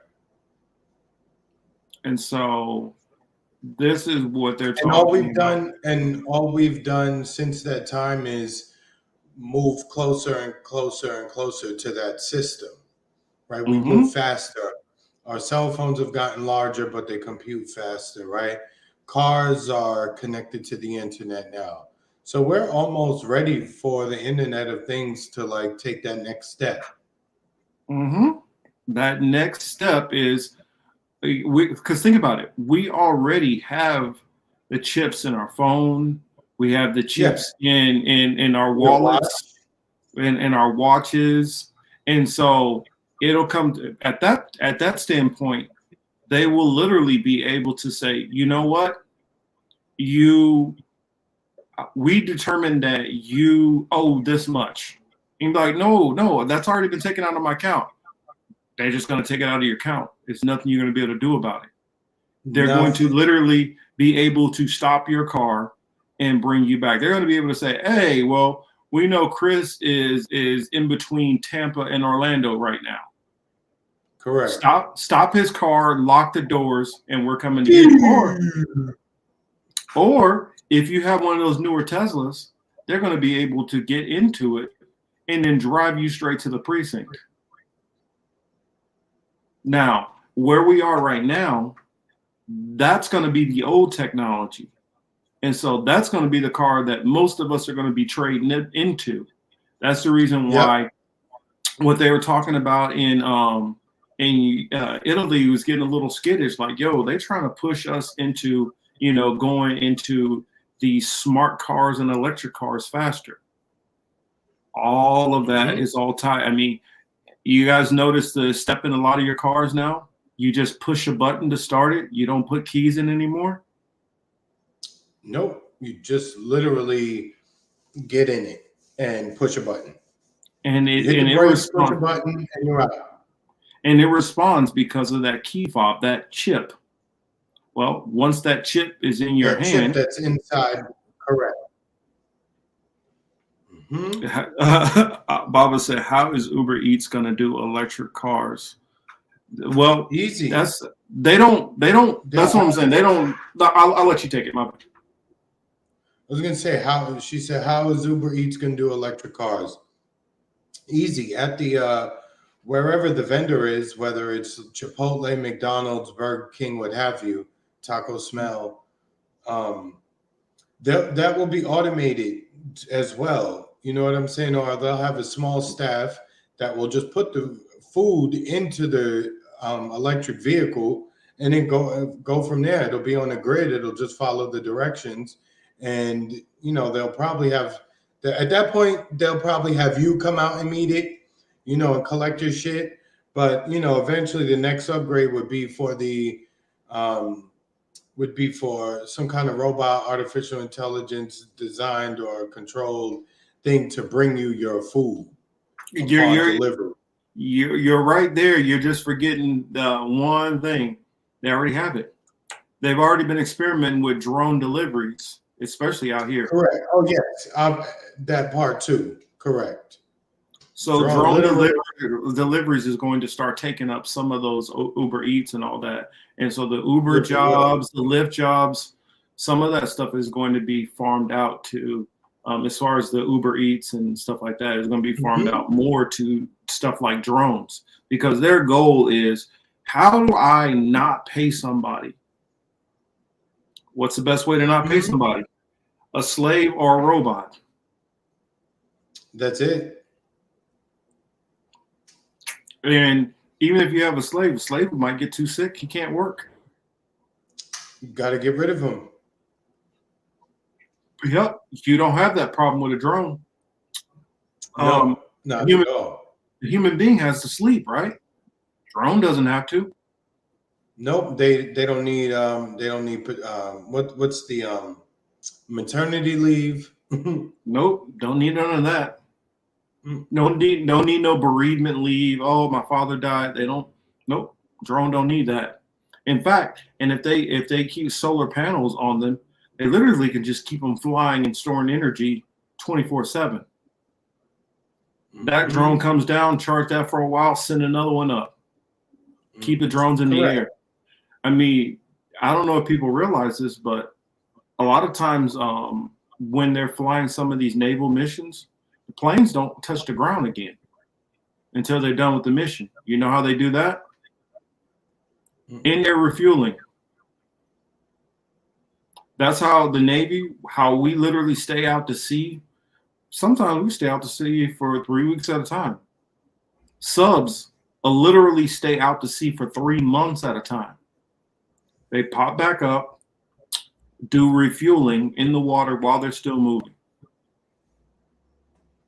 And that's the biggest secret to our military might, because we have cheap fuel. The moment the cheap fuel goes away, then the U.S. does not have the ability to be all over the world. And this whole thing with Saudi Arabia, Iran, China, that's why that's such a big deal. The moment. Speaking of Iran, we got to touch on that too. Well, before we touch on that, that's the reason why this whole the something Willow thing, where Biden is just authorized oil drilling in Alaska. Now you got a Democratic president pushing for drill baby drill.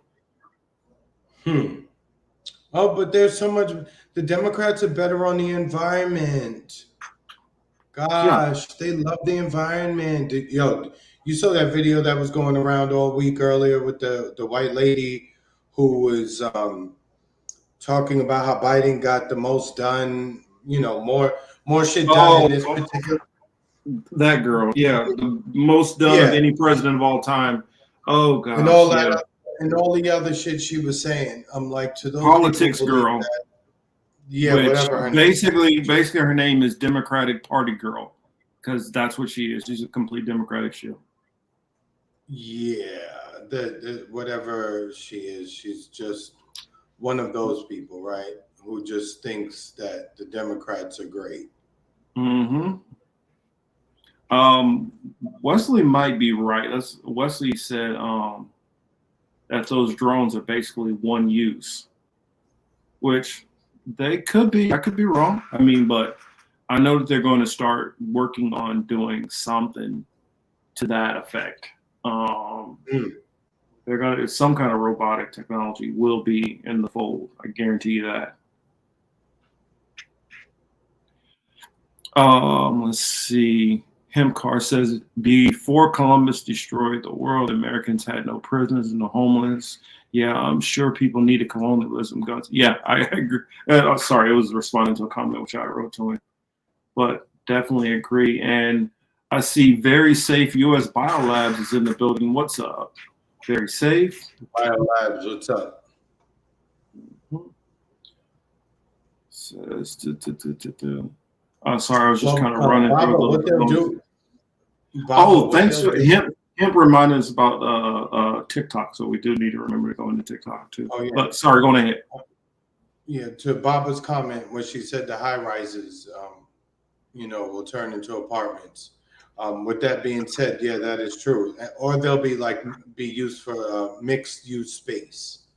Mm-hmm. Where you can get away with, having some office space in a residential building. Well, I mean, I tell anybody, don't look any further than, the movies that they put out to try to tell you the future. What was that one movie?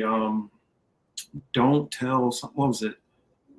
I can't remember. It was something about telemarketing or whatever. He was the movie with the black guy from Atlanta. Thank you for calling, or something like that. Yeah, something like that. Remember what they were trying to do? These different city complexes where they were kind of like these pop-up little cities, and everybody could go and live there in these things. And they were trying to market them, and the guy, he was like, "Well, wait a minute, this kind of sounds like you're trying to build like sweatshops." Mm-hmm. And then remember he was turning people into horses or whatever. I mean, it got real. That part got a little too weird for me. It still messed my head up a little bit. But yeah. Lakeith Stanfield, that's his name. Yeah, the one from Get Out. Sorry to bother you. That's what it was. Not thank you for calling. Sorry to bother you. That was yes. And so, what's another one? Ready Player One. That's another example.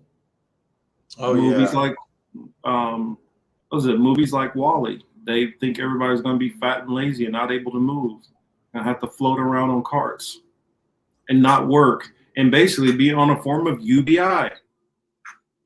They're telegraphing what they see the future as and what they want in the future. Because think about it. These movies might get written by people, but they're getting filtered through. I mean, look at the end of every movie. You're going to see FBI, CIA. Like, why the hell is CIA running in the credits of this movie? Because they're editing it and they're adding stuff to it. Before, back in the day, it used to be like, all right, give a little shout out to the USS Carl Vinson or something because they used it in the backdrop. But now they are literally giving their input on movies, and they're not even military movies anymore. It can be a rom-com. It's like, why we got this romance comedy, but the CIA needs to be involved in it? What are you trying to say in here secretly that people don't know? Mr. Street said, was there a movie about a smart house a while back? I don't know, but that'll be the next that'll be the next scary movie series. It was on what was it cabin in the woods or something like that? Yeah, I don't remember. But that'll be like how we have Halloween and Jason and Freddy and shit like that. It'll be the smart house that continues to kill everybody. It'll be like Camp Crystal Lake. Instead of Jason, it'll just be the house that will kill people. Well, until somebody figures out how to program it. Well, that horror movie or whatever was something like that. And it turns out that there was people that were sitting behind the scenes, like all these scientists and all that, and they were engineering this house to do all this stuff. And they had these people all trapped in, going through all this crazy stuff, and it was this big, massive house. I mean, it's similar to what was going on in what was it, Escape Room 2, for those who haven't seen it. That's what was going on in that movie. That sounded like it was corny. That sounded like it had to be super corny. I mean, it had its the first one. I don't know. It's just all right. I'll just put it. It's not like Yeah, something see, I'm the going to fact put on that my top 20. Look, the fact that you had to do that tells me a lot. I mean, it had good. The graphics and things which they did with it were good, but I mean, the plot line I could see it coming a mile away. But you got to remember also, one of my hobbies, I at one point in time longed and wanted to be a screenwriter, which obviously that never happened.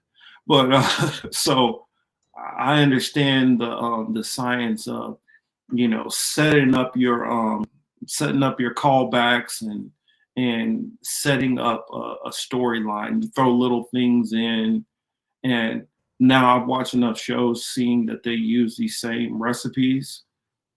And it's easy to see what they're doing. You'll see like for instance, I'm about to spoil almost every TV show without even picking a specific one.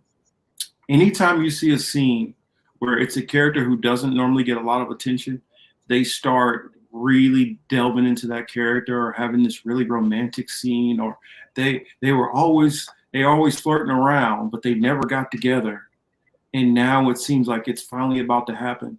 No, one of them is probably about to die, or something's about to happen to one of them. Oh yeah, of course. That's Of course. what they do.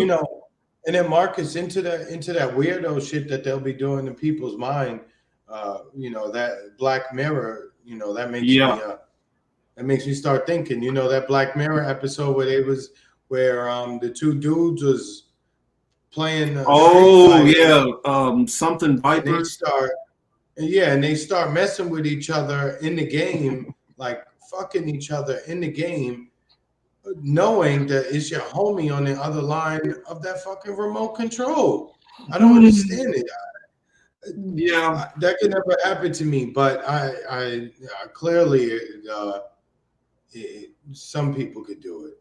But I'll say, Mr. Streets, don't spoil it for me. I haven't started watching it. Don't spoil it for me. Everybody's telling me about it, so I got to start watching. I'm behind on Last of Us. Oh, so you did end up watching it? Not yet. Oh, I said I'm behind on it. But I'm definitely going to. I've had like 7 people within this past week tell me I need to watch the show. Oh, so I'm okay. like, all right, okay. No, I got like 2 more episodes of this other show that I need to get done with. And it's not even if the show is that great that I'm watching. Because yes, Baba, I'm behind.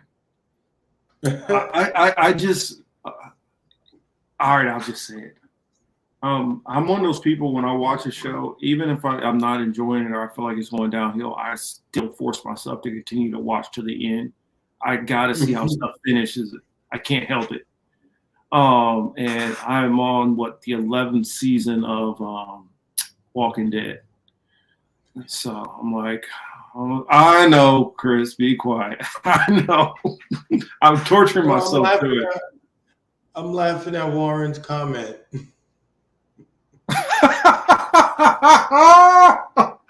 They need to, Warren, I don't know if you got some people on the hook, but you need to make that one. You need to have that one made. They're done with the first series. Good. Then I get to binge watch a whole entire season. Yeah, I still got Blacklist on my list. I still got to go back and finish Blacklist. Yes, I know some of my shows are corny. Sorry. Part of me wants to watch Altered Carbon again too. At least the first season. Anybody in the crowd watch BMF? I haven't. Don't tell me about the newest episode. I still got to watch that. Oh no! I did watch the last episode. It's a Ghost Power Book that I haven't watched the newest one. Oh yeah, I can't watch that. I just can't. Why? Because you can't deal with Tariq being the lead. Correct. I can't deal with that little boy, dog. Ghost is my man. I can't even front. I can't. I'm telling you, it was. I'm not gonna lie. That first season was hard. for me to watch that, looking at him like, man, I hope somebody shoot this motherfucker in the face. Yo, there's very few characters that make you want to slap the shit out of them. He's one of them.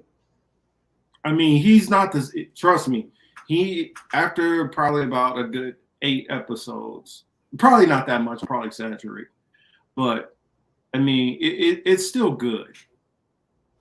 I mean, but I still can't look past like you a motherfucker that shot Ghost. Mm-hmm.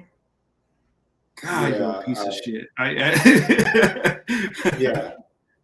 But BMF is funny and it's kind of entertaining. The acting is real bad with like Lala and some of the other people, but it's still entertaining show nonetheless. Is BMF does part of the show requisite for a female is you got to have a BBL, because it seemed like every woman on there got a damn BBL. It's like, come on, this is just ridiculous. Nobody wants to see these fake fucking beach ball asses. Come on, this is too much. You know, that's Cash Doll, and you know it's Lala. You know, but they went. You know, there are examples of like those who went and did too much. They didn't. It's way too much. So my thing is, if you don't have an ass, okay, I get it. But if you already have an ass, what are you doing? Yeah, because they blow it up way too big. It's like you see, then it looks awkward. It's like you see these women that they're like a E or something. They're like an E or F. And like, you know what? I need to go up 2 more sizes. It's like, what are you doing? Yeah. What are you doing? Yeah. Way too much. And some women don't realize, like, every woman does not need to blow their lips up. It might work for this person's facial structure, but when you do it, that doesn't mean it's going to equal out the same. But you know what? I prefer a woman to keep their own natural looks as much as possible. So I don't know. Everybody has their own look about them that's attractive or going to be attractive to different people. You don't have to try to look like somebody else. It's all right. You can be dark mahogany brown and be gorgeous, and you could be pale as could be gorgeous. Make what you got work. Mm-hmm. You don't need to change it. Don't change yourself. Just work with what you already got. Oh, I know the lips be looking real funny too, because they always getting them injections as well. I be hating that shit. You know the whole. You know it's kind of crazy, right? Because you know you'll have certain ones who make comments about men, right? But then it's like you look, it's like your lashes, your hair, your personality. Yeah, Warren's stupid.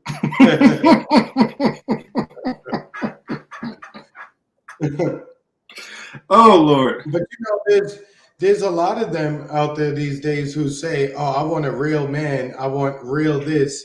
Your eyelashes, your hair, you wear a lot of makeup. Your body's done. I don't even know what you look like. I don't know who you are. Everything about you. A lot of you is fake already, but you want something real. That's the irony in that shit. I don't know. It's just too many people who are not happy with themselves and in so many different ways. And I think and honestly, I do blame it on this society.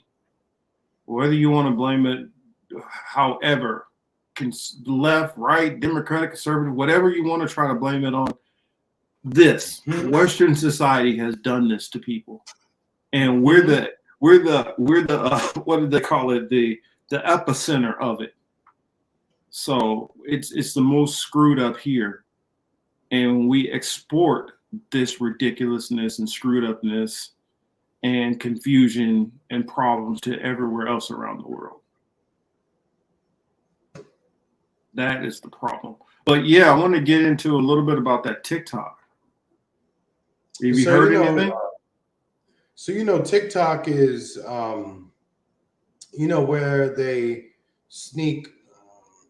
where they sneak hentai to your kids. So if anybody who's child is using TikTok, you may want to check their device. And I'm dead ass serious too. I guarantee you'll find some level of hentai on that phone shared between the kids and their friends. If they have Snapchat, you might want to check Snapchat too, because that's also where it goes down, right? They'll take the links, whatever. But how TikTok works, right? This is why I say this. They will take a clip that is 100% appropriate for, you know, a younger a child, right? Like 12, 13.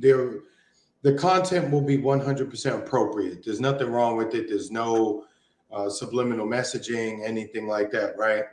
However, when that video is over, the ads that come up for it is always one of their favorite cartoon characters, anime characters, up in such a way that breasts like a certain angle coming out the picture, right? Or you could tell like her, let's go get chocolate cake. So it's nasty here. So to the extent that they want to put pressure on China to sell it, it would be good if they were going to say, yeah, we're going to take control to eliminate all of that off this application that a lot of our children use. No, they're just masking it with, they want to protect us from, they want to protect our data. Ain't that the funniest shit you heard, Marcus? That they want to buy TikTok to protect our data? Mm-hmm. They keep trying to make this thing like, well, TikTok is bad because what's happening is China is using they're going to absorb all this American information. What are they going to do with it? What are they literally going to do with it?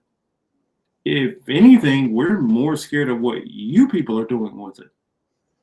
I mean, China's all the way over there. China got 1 billion something population. I doubt they give a damn what we doing over here. I mean, if it now, do I think that China or the company? I'm not even gonna say China. I'm gonna just say the company who's running it, which is out of China. Do I feel that company is intentionally doing what all of these social media sites do and push up controversial topics more and more to get them to go viral, and they're picking and choosing winners in a sense? Yeah, but I don't feel like they're doing it. I don't feel like they're suppressing like I feel certain platforms are doing. I mean, because my problem with TikTok when I try to get on it is I never know if what I'm doing is all right and they're not gonna yank down the video. Now, granted, I don't have to worry about strikes and all that, and it's not like I'm getting in trouble or kicked off, but I'll put all this work into putting a damn video up just for them to say, nope, your video violates something, so boom, just yank down. And I spent all that time getting it up, but not that kind of getting it up. Get your minds out of the gutter. But my issue is more so with how I feel their intention. And here's the thing: at least they're not going out and picking people to speak certain things. They're literally saying, okay, well, we see that you like people who are talking about social justice. Then we'll keep feeding stuff to you about social justice. Now, since I'm not on there that much, I get a bunch of wacky, weird stuff, which is whoever the top viewers are. And a lot of it is kind of more, it's always some woman who's half dressed who pretends like she's doing something innocuous, you know. Oh, I'm not doing anything controversial. I'm just like really top heavy and wearing a really low skimpy top and pretending I don't know what I'm doing. I get a lot of weird stuff like that. My thing. So here's my thing. I don't understand. You can just, the United States government can just simply form a TikTok account as if they don't already have many. And they got plenty. Correct. And they can just follow the top influencers and just go from there. So the control of it makes me like, what is it you want to add to it? Or what is it you want to? Well, Chris, remember what they did with when Trump was in office? The DNC literally paid a bunch of people to push content. That's right. Duh. and they did it again. They did it again with COVID. Yes. And you know that's the whole thing. Like, and TikTok complied with that shit too. So don't sit there and try to make it, and don't try to make. See, this was just disgusting, right? When it came down to the COVID bullshit, and I mean bullshit. You know, the social media apps, including Chinese owned TikTok, complied with what the governments of the world wanted us to all believe. You know what I'm saying? So don't come to us a year and some change later and tell me that you're trying to protect me and my data from the evil Chinese government. Motherfucker, a dude named Snowden already told us what y'all be doing to us. And that was and that was several years ago. Like, so you talking about my data, nigga, you already done raped my data, threw it in the dumpster and recycled it, raped it again, threw it in the dumpster, and you done rinse, watch, repeat that cycle with all of our data so many fucking times already. If we keep it real. Yep. So what we protecting? And that's how you know it's bullshit. They're not you know, I'm gonna just show this. This is what I feel it's all about. We already said their purpose, but this is what they're doing. You're gonna remember this one. You'll probably remember it. This is from about we showed this about a year and a half ago. And another one that I might show, because y'all can't find this on YouTube anymore. CBS took this other video down. So there's only one YouTube channel besides our live stream that it's on. You know which one I'm talking about, Chris? The one about, I'll bring it up. The world is being primed to regard China as a new enemy. The great power game is called perpetual war. Our first president, George Washington, said, if you want peace, prepare for war. Where are we going to stop this process before it starts a war? The aim of this film is to break a silence, and nuclear war is no longer unthinkable. The equivalent of one Hiroshima bomb was exploded in these islands every day for 12 years. They're not trying to run the world. They want to keep America from dominating. We need an enemy for all this money, and China's the perfect enemy. United States scientists conducted human radiation experiments to study how human beings absorb radiation. There's really nothing more terrifying than this. The Chinese, 2,000 years ago, built the Great Wall to keep the barbarians out, not to invade them. As we look at China on the map, we can see that China is the basic cause of all of our troubles in Asia. China, they want to dominate a huge chunk of the planet. It is time to show the whole world that America is back. I pity a country that would come up against us. We get better and better and better. You see the arrogance? Mm-hmm. Oh wow! No, that's not what I want to play. Well, the CBS one tried to pop. I guess I'm playing it and I'm noticing. Okay, I'm not getting any buffering, so I might be all right to play some of these videos that I got. Oh shucky ducky! Because I'm gonna bring up that one that I showed in our stream from a year and a half ago. Oh, where is it at? Is this the one? Let's see. Yeah, this is the one. Let's see. Let me get it. Yeah. So me and Chris, and at this time, she was a part of the show. And I'm gonna show this version because the version on the show I think is buffering pretty bad. Not buffering, but it was echoing. I hear him play this first little bit. Remember this, Chris? And this video he did, his video is what, a little over 2 years ago. But he was able to get this and do his video, and then they yanked this video down. In an exclusive interview with the #2 general in the Joint Chiefs. Take a listen. Behind the rhetoric is a Chinese military buildup which includes hypersonic weapons that can travel more than 5 times the speed of sound. They tested one last summer that literally went around the world. That's a very significant capability that has the potential to change a lot of things. So we have to be very concerned about that. But again, Vice Chairman of the Joint Chiefs, General John Hyten, the #2 person in the U.S. military, described the test in an exclusive interview with CBS. Yes, sir. Oh, you're on mute, Chris. You can already hear. You can just listen to it. The propaganda is weak, right? Once you separate yourself from believing a lot of what they say, when you listen to it, you start to hear it differently. You should start asking yourself certain questions, right?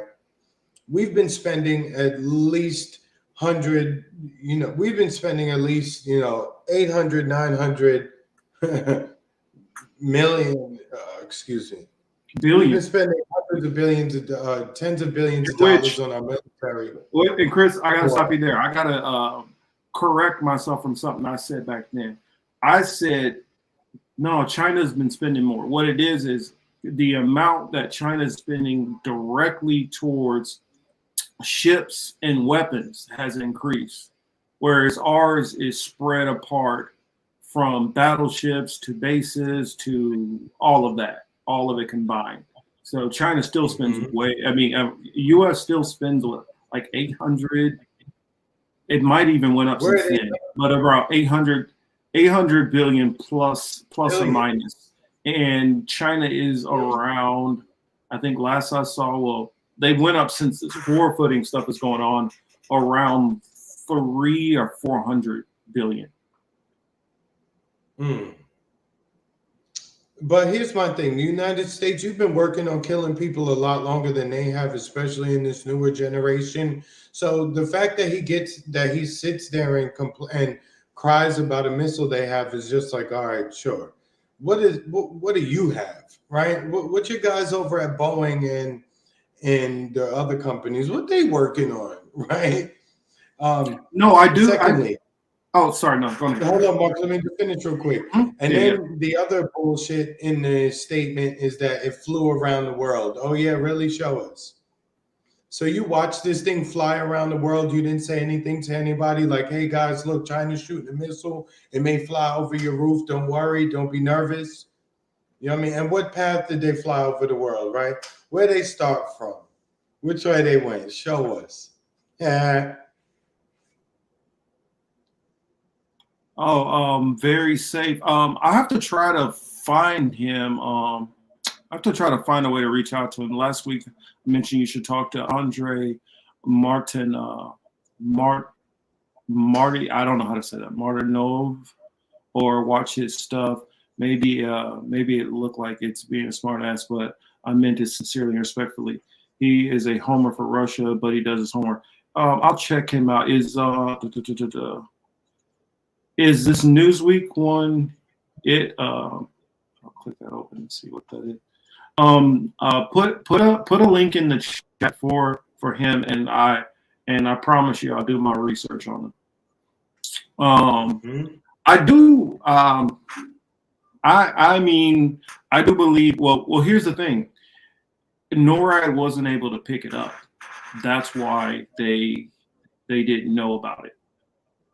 They didn't know about it till it had already went all the way across our airspace. Now I get what you're saying about they're doing all this whining and complaining, but who pushed them to this? Who pushed this country to feeling like they needed to have a weapon to launch on the U.S.? Did they just decide, you know what, the U.S., we just want to attack them for some reason? Or did they feel like they pulled the Beyonce. They just said, "I woke up like this." Well, you put 400 bases and military installations around them. It tends to make people feel a little bit threatened. Yeah, and it makes it seem like that you're all about economic and environmental justice and care and concern, because those military bases, they really serve as outposts to plant trees and to clean up and all that shit like that. Smooth. Nothing to do with extinguishing life. I will put that in his channel. Okay, let me do that right now. Actually, as soon as I start the video back, I'll look that up, so I'll get it on the screen for myself to do my homework tonight. But yeah, but here's the thing. And Scott Ritter was talking about, oh, well, the weapons systems, and they're not really the same, and the Navy is kind of outdated, and that's not true. That is not true, because a lot of those missions, the fighter pilots that are flying and doing some of these raids and runs, it's coming from the Navy launching a lot of stuff. The Navy also launches a lot of stuff from their ships to land targets. So the mindset of thinking that, oh, well, the Navy is just fighting naval ships, so they're kind of not useful because nobody fights with naval ships anymore. It's of course, it's not Pirates Day where two ships are pulling up to each other and fighting like that, but sea power, they are still able to launch on land targets and able to act as a takeoff and launch point to put fighter jets in the area, to be able to have a place where they can take off, fight, come back, land. Come back, refuel, and get repaired, and then get right back into on the road, so to speak. Yep. Baba said, Ritter said we have a very capable Navy. He answered a question the other day about how he talks only up. I think because I was watching him on Garland Nixon, and he was talking about how he doesn't feel that our Navy is very capable. And I'm not somebody who's trying to be a cheerleader for the Navy. I'm not trying to say that. My background is in naval weapons. And so I do know the capabilities of what the Navy has and some of the future tech which they're even going to. And it's not something that's outdated like somebody who deals with ground war would think, or that he kind of alluded to when he was talking to Garland. But as far as like, if we just match the numbers, we literally, in our Navy, we have more ships and carriers than probably China and outside of Russia, all the people who are combined in BRICS. The U.S. has more ships and naval weaponry than all of them, including China. We have more than Russia. Now, you compare Russia, you put Russia and China together, they would have a little bit more than us, but then all you'd have to do is throw Great Britain, Germany, France, and then the numbers are back about even again. The advantage which the U.S. has is because we have fuel, we have the fuel to be able to be everywhere and to be able to put our numbers everywhere. Whereas the allies of the BRICS nations, if it came down to it, don't have necessarily the ability to be as mobile and flexible as, the Western powers. And then Russia has an advantage as far as EMP weapons, EMP and like smaller tactical nukes. That's where they have strength. But China has an edge on the U.S. as far as hypersonic missiles.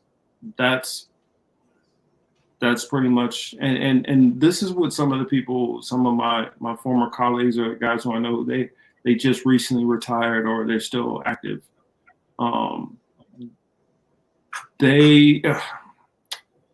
This is not media spin, which they're saying here. That's what I'll say. That part. This part's not media spin. Now, do they have some stuff up their sleeve? Yes, the U.S. always has some stuff up their sleeve that these other people might not know about. But I can tell you it's not, I mean, and also, what does American weapon companies, what can they manufacture or come up with at short notice? That's also, you can never factor that out. When you have like unlimited budgets for R&D, how much stuff can you come up with? So it's a lot to factor in, I would say. Yes, news. They launched a long-range missile. It went around the world, dropped off a hypersonic glide vehicle that glided all the way back to China. That impacted a target in China. Hit the target. Close enough. Combined with hundreds of new missile silos China is building, Hyten believes the Chinese are developing the capability to launch a surprise nuclear attack on the U.S. Why are they building all of this capability? They look like a first-use weapon. That's what those weapons look like to me. So first use in military parlance is similar to first strike. It's a first mover event. This is a really big deal on the subject of surprise because a traditional ballistic missile. Now, that's where we can stop it at. This is where the spin comes in. You see it? This is where the spin comes in. Well, this looks like a first use weapon. How do you know it's a first use weapon? How do you know that they're not trying to get that and have that prepared just in so they can feel like they can level the score? It's the U.S. a lot of times that frames the narrative. And, oh, well, we had to attack them because they had a first use weapon. But when you deal with some of these you deal with some of these cocky, like for instance, at the end of that John Pilger video, where you had him talking about, yeah, we just get better and better. That arrogance that no other country can match the U.S. in any type of way is a dangerous mentality, because it allows you to believe that nobody can take you down. And when you believe that, you will belligerently go into confrontations instead of saying, well, is it really worth it for us to do this or not? Your thoughts, Chris?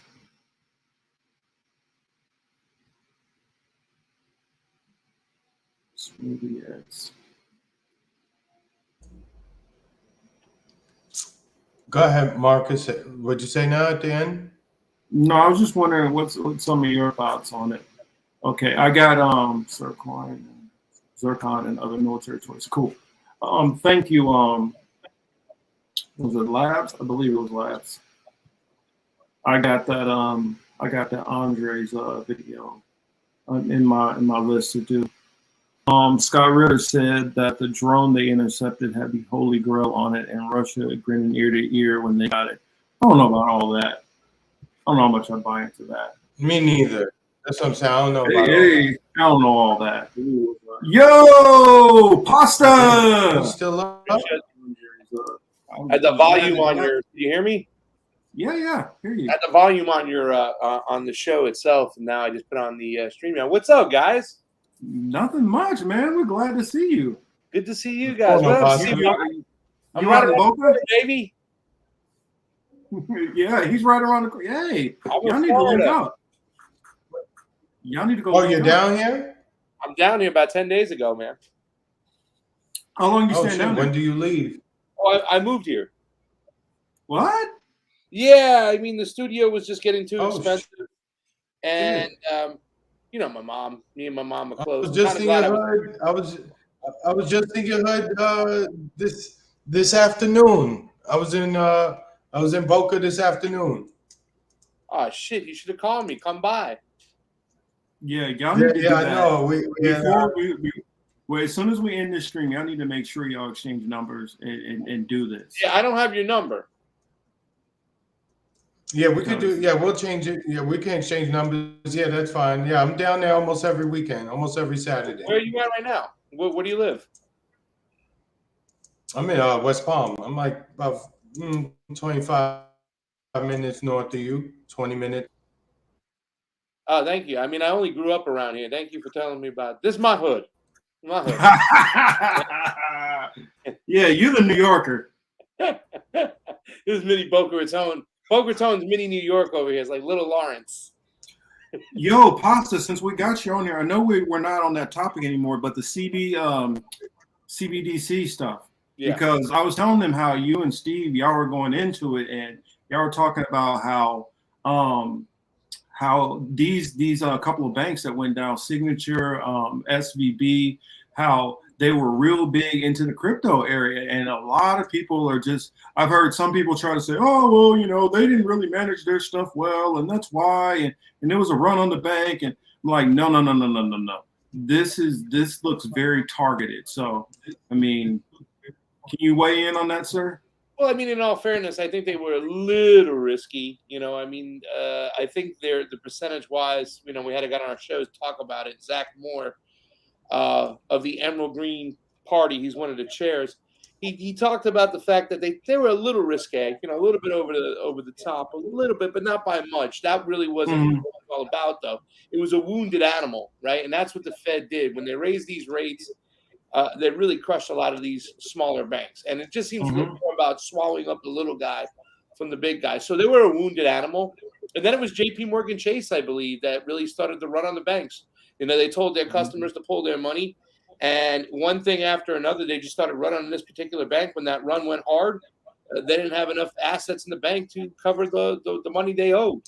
So, I mean, and it's kind of funny, right? They're using all the language now of COVID with these banks. They want to stop banks. They want to stop a contagion. It's like yeah. Well, they want to keep that. They want to keep that lingo going for if anything starts popping up again. It keeps that heightened fear about a contagion, an outbreak, an epidemic. I mean, it's only a matter of time before something else comes out, and I think that they're going to keep using that language.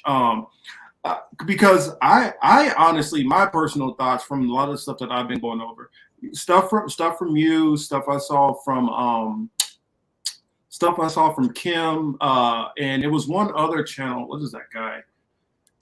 It's this one guy. He does a lot about banking, and his channel is basically that's all he really. Clint Russell. No, although I have been looking at Clint stuff because I've been trying to scrounge everywhere to be on top of this as best as I could. They were invested in ESGs too, Young. You know what I'm saying? I mean, that's Joe. His name is Joe Brown. Responsibility, right? Like, there's no money right now in that until they figure out how they can fuck over and rape the people. They still haven't done that yet. They haven't implemented, you know, their new ways completely, you know, and they were a big tech startup too as well. And tech startups don't necessarily make money; they're more about ideas, and they got to get funded. So I mean, there were little things there. I mean, but really, to tell you the truth, it's just one whole giant Ponzi scheme, anyways.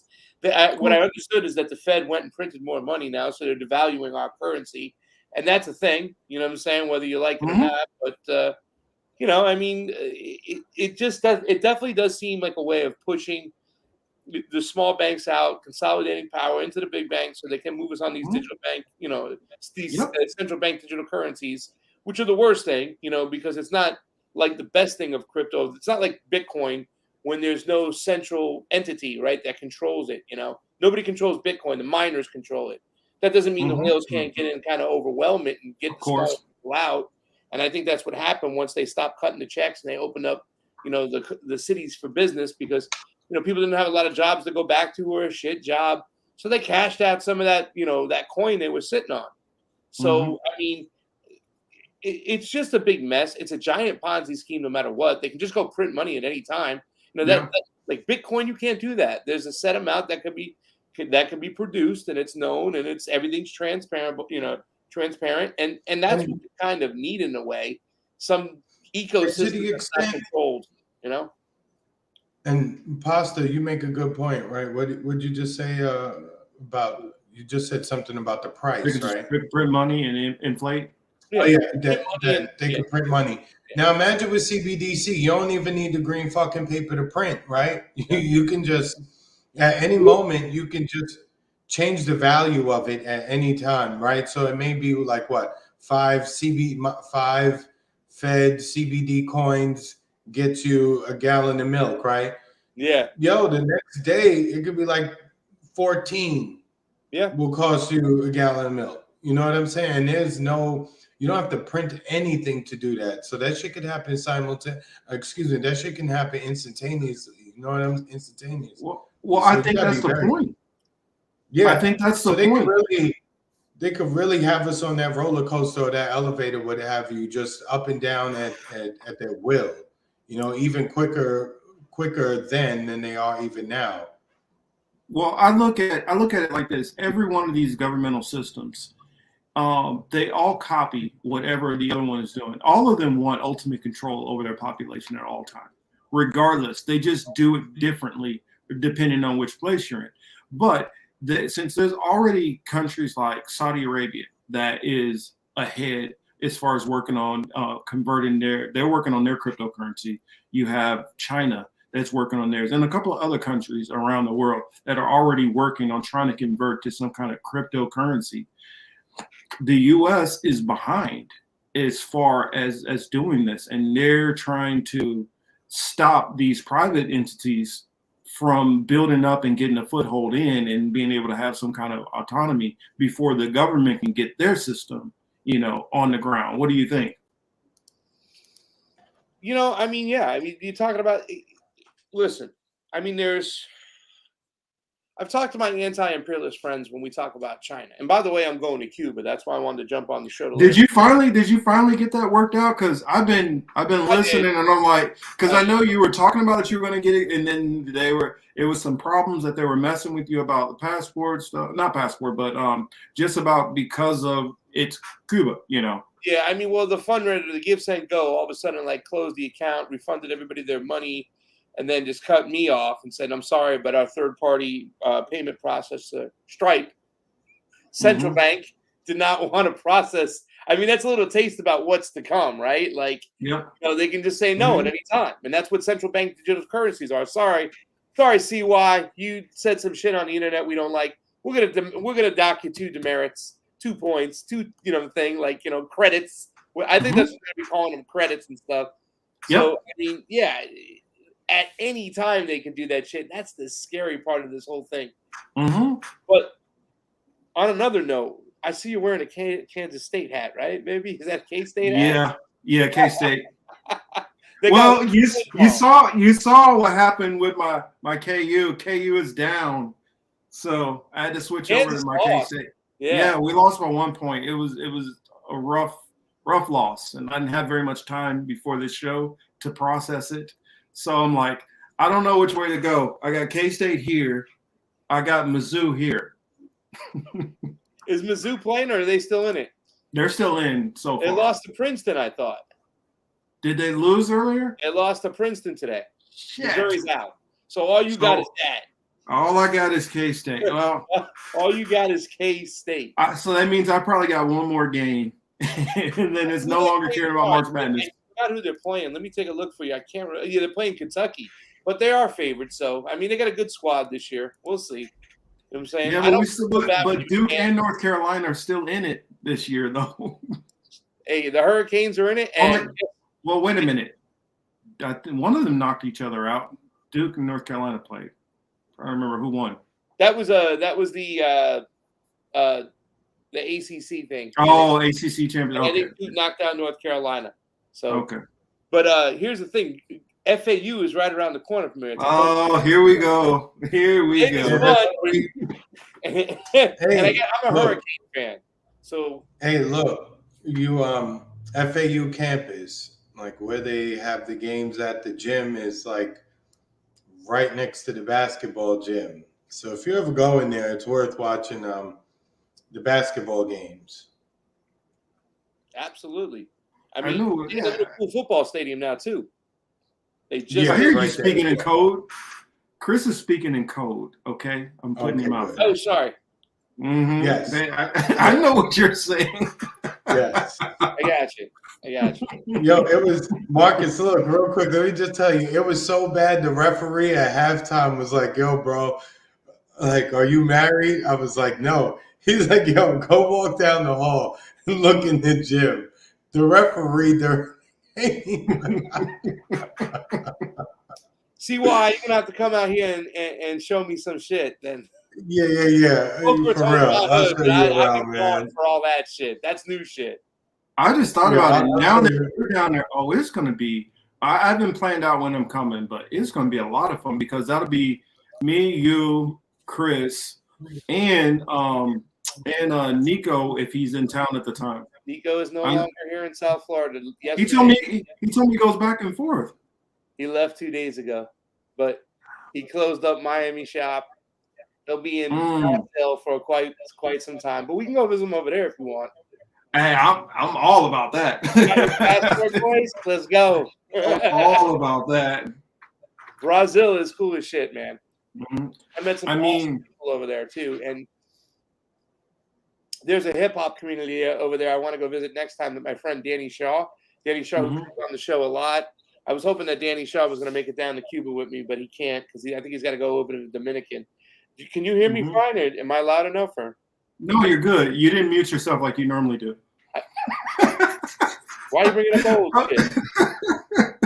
So here's something I want to peep off you guys. The reason why I wanted to come on today because I really think that you guys are really good at this, especially you, Cage, because this is the mental engine, the mental gymnastics of sorts, or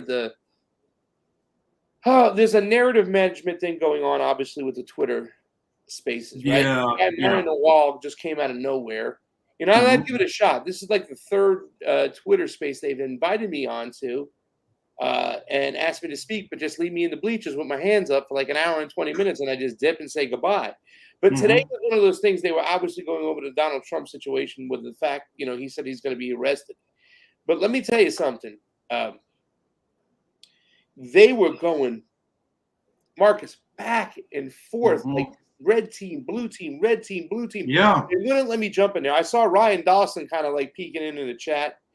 I was hoping like that he was gonna. I don't know if he was invited, or maybe they just leave him in the bleachers too as well. But if they gave me a chance to talk, I would have mentioned him and say, please give this guy a chance to talk, because I just wanted to yell and scream to these guys. And it's not so much to get across to them, but for the people who are listening to hear, is that you guys are doing this on purpose. This is narrative management. You're trying to keep people in this red team versus blue team mentality with each other. I heard liberal, I heard Marxist, I heard Trumper, I heard domestic terrorist, I heard elitist, I heard all this bullshit just used so out of left field. And I just wanted to jump in there and say, guys, you know what? This is ridiculous. This is nothing more than a red herring. You're really talking about Donald Trump getting arrested for the Stormy Daniels stuff, or now the fact that you guys are leaking in that the Truth Social shit, right? The Truth Social shit, which now they found he's got a donation for $2 million, a donation for $6 million. They're coming from some Russian oligarch friends who are supposedly tied to Vladimir Putin, right? Of course. They're starting that shit up again. At the same time, the House is busting up with the freaking, the Hunter Biden situation. The Hunter Biden situation, it shows that he was doing business with China. And I want to say to these people, you guys are ridiculous. This is nothing more than a red herring. When we're talking about this, we're not talking about what's going on in the Ukraine. When we're talking about this, we're not talking about what's going on with the banks. When we're talking about this, we're not talking about what's going on with you guys trying to get crazy, go to war with China, try to go to war with the cartels. You're trying to say the cartels are the problem for the fentanyl problem, which it's going to be eventually be made in the States. It's just getting a hold of chemicals and freaking cooking it up. It's not a hard process, but they want to keep their eye on the prize there because, Mexico is ready to kind of made that pact with Peru, who's now been cooed for their lithium, but they ain't gonna let that lithium go. When we're talking about this, we ain't talking about Saudi Arabia and Iran and what's going on over there with the possibility of the petrodollar sinking, right? Because our dollar is not backed by anything other than the fact it's backed by a tank and a bullet. But it's such a red herring. But back to the whole, okay, now they're rehashing the Donald Trump. I told you he worked for Putin. He got money from these oligarchs and Russians. But at the same time, these Republicans are going, Hunter Biden is doing business with China. Like, dude, it's the same fucking thing in this case. And I'm never really happy to say this, but it's getting to a point with them. It's like China has a huge banking system, right? They hang or they might jail, but a lot of times they kill their dishonest bankers, their corrupt bankers over there. Yes, they do. Yes, they do. They kill as well. There's a banking industry. It was an energy company. Of course, they're going to try to give wet Joe Biden's lips a little bit. They want favors over here, but to act like it's China as a whole, it's the CCP. Like Xi Jinping is like, yes, give $1 million. Yeah, so fucking ridiculous. But this is the paradigm they want us caught in. Mark. Yeah. And no, you're 1,000% correct. I mean, and I'm glad to hear you bring it out. How do we yank, pull, caress, move? What's the word? Attract people to get out of that fucking team sport mentality and say, just look at this shit. Just look at this shit. And I get it. Like the Democrats seem so batshit crazy right now that they make the Republicans look halfway decent. Yeah, and that's exactly what's going on. It ain't that small. And it's just a cycle. Remember Iraq, preemptive tax, the Wolf-Rorschach doctrines? These motherfuckers were crazy. And you said, I'm voting Democrat because these Republicans are crazy. They're doing it again. It's like control. It's like the controlled wheel. It's the controlled kabuki theater to make you go left team, right team, red team, blue team. And I can tell you something. I'll hand the mic for the people. Now, obviously, the three of us are looking at the situation from the outside in because we're not part of that nonsense, right? We're not here to argue that Trump has merit over Biden or vice versa, right? We're just watching it. But just my comment, and I've been saying it for 2+ years here, the combination of Donald Trump's, election and then later on COVID has made the Democrats or people who are liberal, you cannot speak to them. They are the most intolerant people on everything. Yeah. Anything you say to them about anything, even January 6th, let's even look at that. It's a guided tour. The police were opening doors for them. You don't have to like those people or you don't have to do anything other than just look at what's going on and, maybe change your thought process as to what actually happened that day. No, the insurrection, that's it. I'm done. Those are fake videos. It's so funny. Everyone hates a conspiracy theory until it's a subject that they're interested in. And it looks like their political side is losing. Then all of a sudden, boom, they become into these fucking, Mel Gibson characters from the movie Conspiracy Theory. It's fucking crazy how fast that switch is. Oh, you're muted, Boss. I know the mainstream is there. The mainstream is, you know what I'm saying? Like, there was one dude who came on, they had some shit libs, motherfuckers. And that's the thing. Everybody's yelling at the other side saying they're being tribal from their own tribal hut. You know what I'm saying? It's like, and it's like, the Republicans don't have this other way. Like, the Democrats have this kind of like what Steve would say, pick up a giant mackerel, smack them over the face, kind of like, shut the fuck up. You know what I'm saying? Like, like Chris, if we were out with some of these motherfuckers here in South Florida and one of these shit libs said one of their stupid shit, we would just shut the fuck up. Like, like we ain't hanging with you. We're gonna get killed here. You're gonna get. You gotta remember, I lived in, Pasta, I lived in Florida too. So for was it like 12 years? So, South Florida. And Palm Beach. And Palm Beach County, Miami-Dade County, Broward County, that's, it's mainly, those are all mainly Democratic strongholds, you know what I'm saying? And they're very, vocal about it because they're all from New York and New Jersey and Connecticut and Maryland and Massachusetts. That's where all these people are from here. So they come down here and they start talking that same bullshit. You hear it, it's mad. In the ritzy areas, right? But in the areas that are still like, you know what I'm saying? Like, here's the thing. And those people that, and the areas that aren't ritzy and the areas that we got to, I always used to say, I lived in California for close to 17 years. Every time I went out, I was fine. Oh, yeah, cool.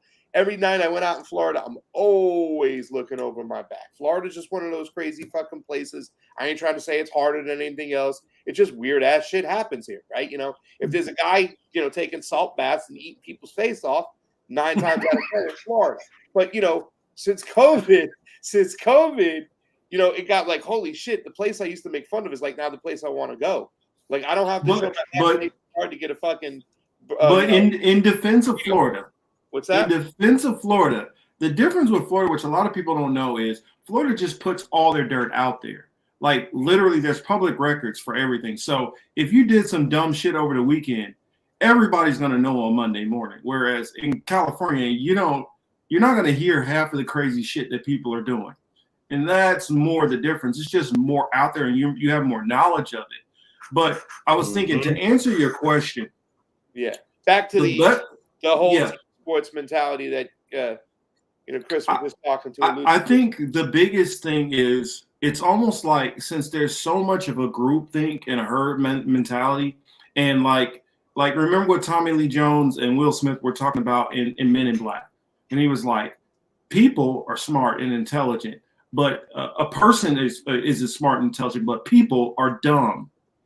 If you can get that person aside and have the one-on-one, you can start getting through and then find the points of agreement where I think that you can meet at. So like, say for instance, if you're like, I know you, for instance, Pasta, we all have a bit of a libertarian strain in there where we like the government kind of out of our business and like a little bit of freedom and autonomy to do our own thing, even if it's a little bit different. We like that autonomy to be able to be a person, be a unique individual person. And if we connect with some of those people on the right on that kind of freedom aspect, on how much we dislike the government as a whole, we can probably start building with them and trying to explain certain things that they're defending, where there's these problems, where there's this cognitive dissonance. Now, on the left, it's a little harder. Real quick, though, about the right before we get to the left, though, because here's the thing. Yeah, they've been a little bit more open to those discussions. They've been a little bit more open and seem like more practical, especially when you can reach common ground. Freedom of the press, the freedom of speech issues. They're there. You know what I'm saying? But it's almost like it's because they're for freedom of speech or they're for freedom of the press because their side is getting spanked right now. They're for fair elections because they believe their guy got cheated.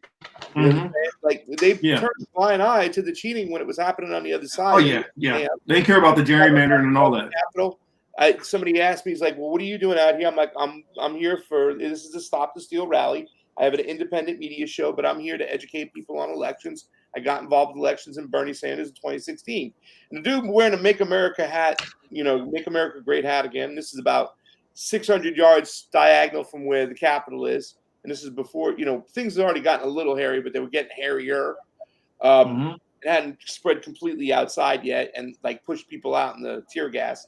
But he goes, you know what? We made a mistake, and I'm sorry for that. We were silent about that. We kept our mouths shut. Now it was great that he admitted that and said that, but other people they still don't give a damn. They're like, oh, fuck those stupid commie Marxist liberals. They're stupid idiots. Let them cheat themselves. It doesn't make a difference anyways. They're wrong, right? And when it comes to like freedom of the press or freedom of speech, right? They are pissed off right now because it's them getting censored. But if you listen to those hearings, the majority of them, and there is a little group of those some libertarian-minded Republicans that are like no free speech absolutists across the board.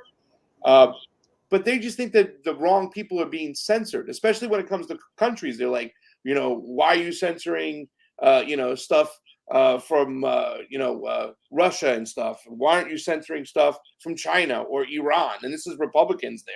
They want that shit censored. They want to censor Iran because they want to make sure that their little nose gets up the taint of the Israeli lobby of AIPAC there as well. So when it comes to the Republican, and here's the thing too, Marcus, I went to Brazil. Now I was told to bring on stage in West Palm Beach and in Orlando with the American Project. That's Patrick Burns, General Flynn's fucking group for election integrity, because they can exploit me as the leftists who believe that the 2020 election was fake. And I can explain why. And I even told them that Runbeck is the one making the ballots 3 months before the election. And who was the whistleblower from? Runback. They were making fake ballots, right? Because I'm like, see, they don't have to get it from China. They just go right down the fucking street. Brazil came along. I had a different opinion than everybody else. The main guy who was blowing the freaking horn, not the blowing the horn, but blowing his own horn, making up all this bullshit, was a Bannon-friendly guy by the name of Matthew Turmond. Matthew Turmond turned out to be the guy who led the coup against James O'Keefe. But the whole time they were putting this guy on InfoWars, this guy was going on Tucker, he was going on Bannon. They weren't letting me come on there because they just didn't like my opinion about what happened in Brazil. And a lot of, like smaller Republicans that would talk to me and shit wouldn't take my shit, wouldn't come on my shows, wouldn't talk to me about Brazil because they didn't like my opinion. So it was okay. And they say this shit, Democrats, Fauci, and all these other guys, they won't be in a room with anybody who can have a dissenting voice and can question them because they can't handle it. Well, they do the same shit too, Marcus. Well, I mean, you're right because, great example. What's going on in Mississippi right now? Mississippi, they decided to take a predominantly black area and put basically an all-white judiciary above them and take it out of the hands of the voters. Same thing which happened in Alabama. Alabama history from now on in schools, we will not teach any history of black history past 1970. So literally erasing the civil rights movement. And so I get what you're saying, how some of these people, they're doing some of the same censorship. And when it comes to a certain issue they don't like a lot of people love it that, you're talking trash on Biden. But when I turn around and say, I don't like Trump either, then they don't want to hear my take anymore. And I honestly feel like it. You bring up a good point because it is hard. And we have to. That's the reason why I even say this with I was telling people as far as the Rage Against the War Machine protests. Too many people are focused on, this isn't a solidarity movement, and this person is a libertarian, and I think this person's a racist, when it's kind of crazy. None of the black people were involved thought they were racist. But this person, they were calling Jimmy Dore racist. And I'm like, I don't see how Jimmy Dore's a racist. But it's all going back to, that Nina Turner bullshit. But that's what the left, I keep saying left. That's what the Democrats do, right? Chris, let me say this one thing real quick. The reason why I feel any movement, if you want to get anywhere, you find that one point of agreement and try to get as many people as you can on that one thing and hammer on that, and then we can all go our separate ways and try to recollab on something else, or we can find a whole new contingent with. But go ahead, Chris. Damn! I was reading the comments? Fucking, it got me. There is no left. You saying Democrats, not left. Because there's no left. There is no left in America. They're really good at trying to tell people like Marcus and myself what is racist and what is offensive and how we should react and what we should accept. And you haven't listened to them? It's absolutely white supremacists. I'm a Proud Boy. I'm a Proud Boy, right? Oh yeah, that's right. I forget. That's right, Marcus. You're a Proud Boy. That's right. I forget. But that's what they're really good at. So I'm looking at Bob's struggle. Yeah. What was his name? Chris. Whatever. He told me. Yeah, he told me I was a Proud Boy, and then I was listening to. Oh yeah, Chris I'm just gonna name drop. Chris Richards. Yeah. Paula, right. What was it? Paula Jean Swearigan. She was the one who was calling Jimmy Dore racist when you got everybody over at RBN, and then us. So you got all of these black people, all the black people, which I know which are within so-called independent media, alternative media, whatever. None of us feel that way, but you as a white woman could tell all these black people that this person is racist. But we don't get to decide. And that we need to not deal with them because they're racist. Got it. But then at the same time, tell us how much we should appreciate Joe Biden being the president of the United States. That's even better. Stop. Streets. I'll make sure to get that question for Pasta, but because Streets had a question for you. He wanted to ask you about the drone. Oh. What about the drone? Like your thoughts on it. We appreciate that. Well,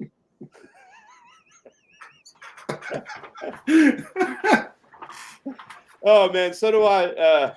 So do I, Ron. I wish I got in here early with the boys. They did send me the thing like almost an hour ago. I didn't see it. I don't know. I was like, did I send it to the wrong one? I was like, let me send it to another one. I asked for it 2 hours ago. You sent it about an hour ago. But that's cool. I wish I would have jumped in earlier.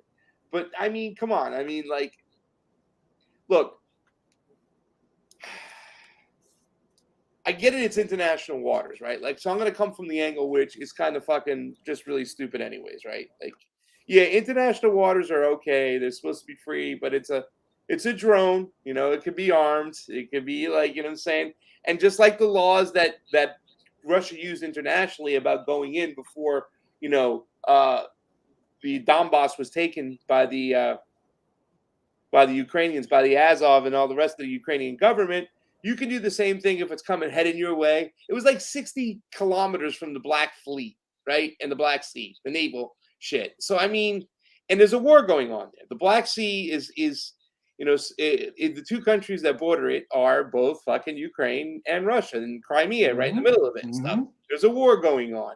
So, I mean, I think the most logical thing for people to do is say, what the fuck is it doing there anyways? It has no business there. Like, just stop. Like, this is 1,000 bases. Like, this is, why are we even having this fucking conversation, you know? And the Russians trying to be pesky and smart about it and just try to, you know, poke it out of the sky and whatnot.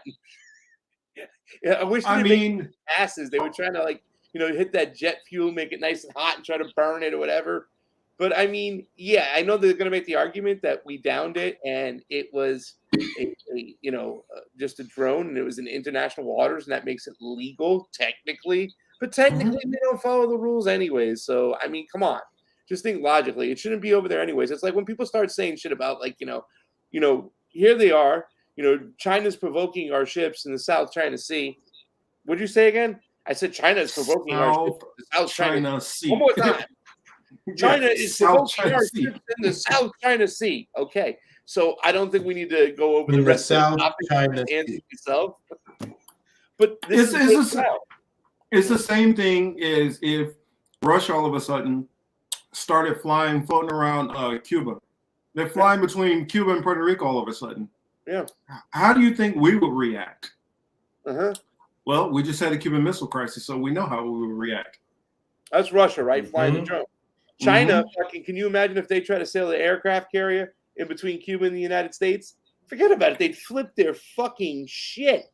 Or just right outside of Hawaii. Yeah. Well, that's more. Or let's just say China decided to do a joint naval exercise with Mexico. They would have they would shit a brick behind that shit. Funny you mentioned that, Chris. Chris, I don't know if you've heard, but Mexico has been talking a little bit about, you know, they've been flirting with the idea of getting with BRICS. And I mean, they do that. China, I mean, America is going to lose their shit over that. Can you imagine if if Mexico joins BRICS and then AMLO goes, okay, you know what? You're right. United States, we're with BRICS now. We'll handle the cartels. China will come in with a joint exercise and a joint effort, and we'll go after the cartels.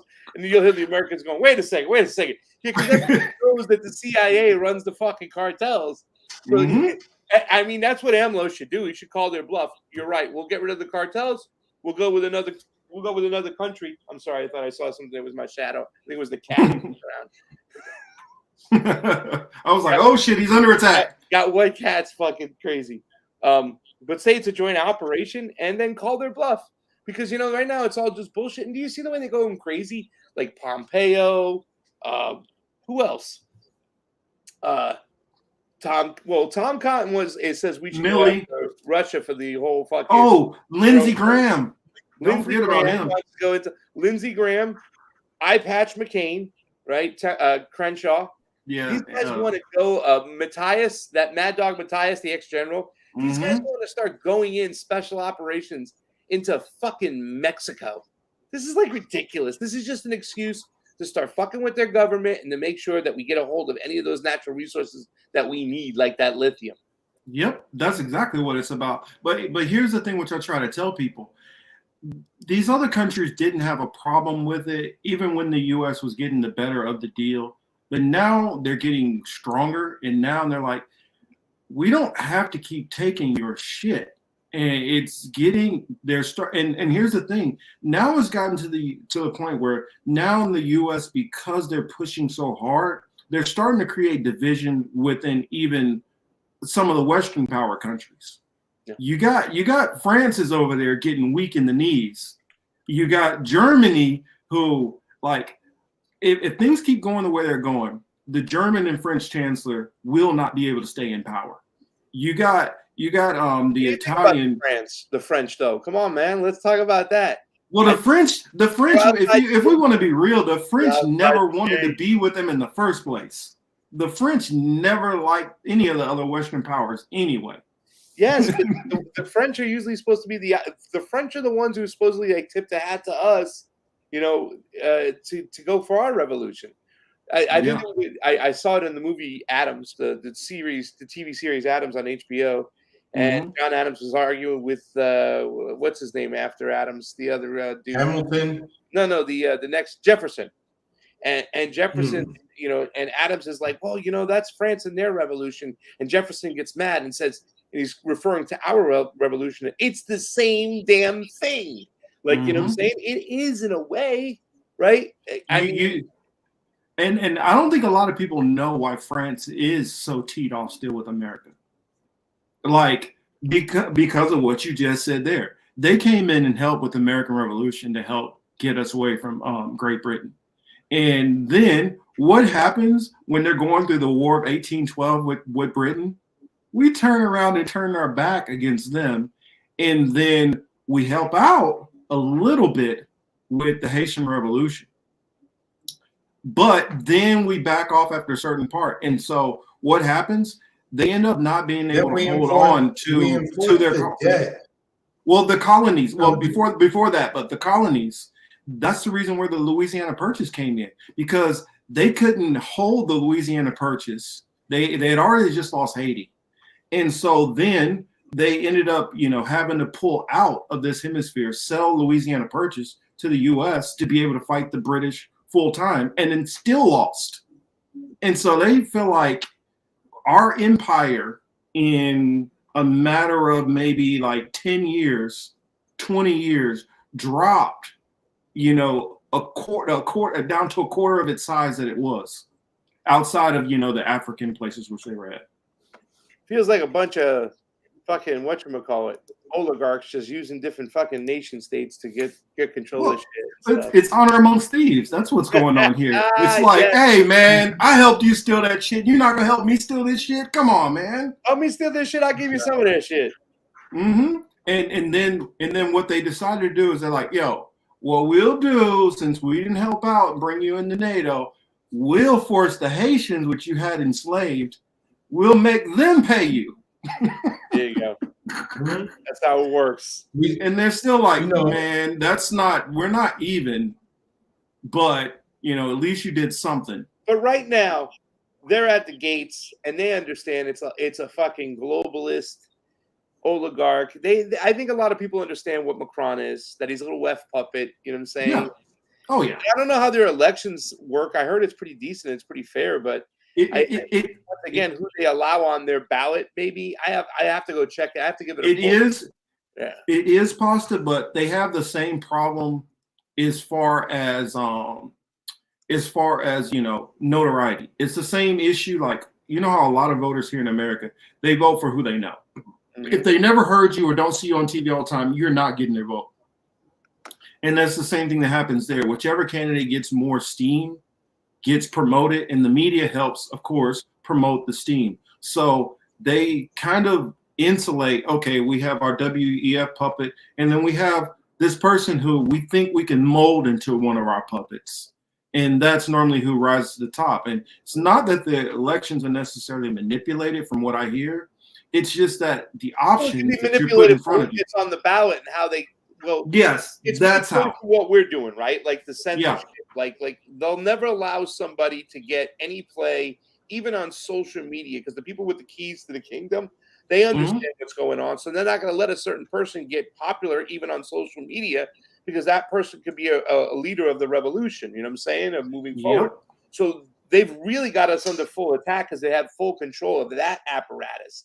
Now, with all those people in the streets, and we have seen this before. Was it Bolivia? I can't remember who it was.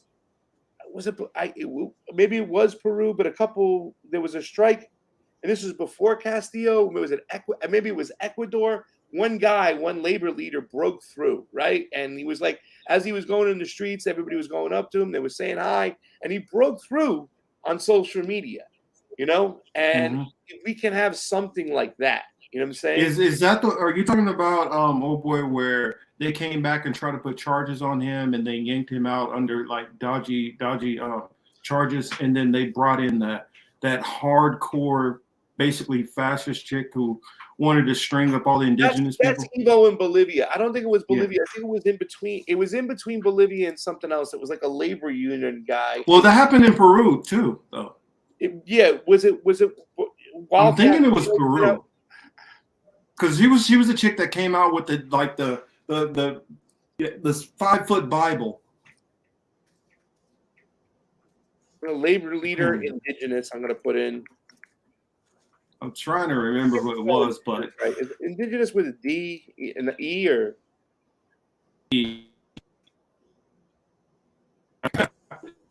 Doesn't want history guy, not the English major.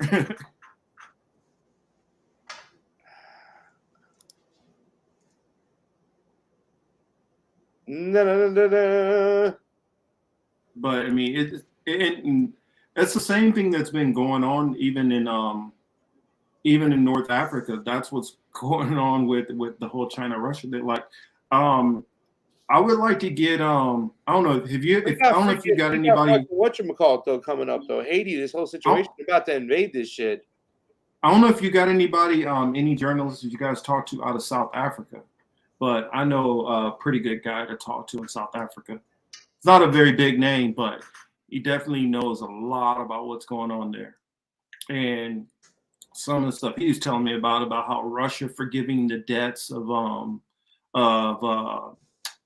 different African countries that they've had for years.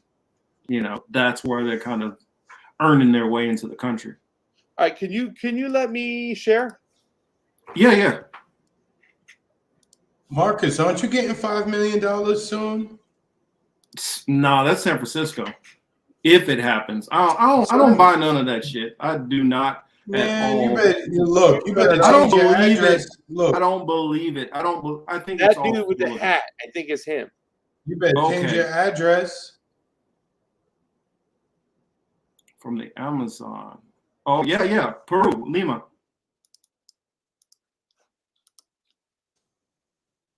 So maybe this is that's it's kind of funny because in Peru, like they don't want necessarily the demands. I believe the demands are not necessarily about putting Castillo back in office.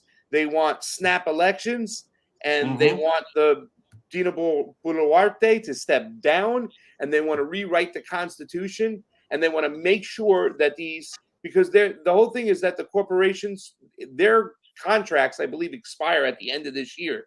And that's what they were doing. They were trying to find a way in which they could, re-up these contracts for the West to keep all these particular lithium and all these other mineral fields and whatnot.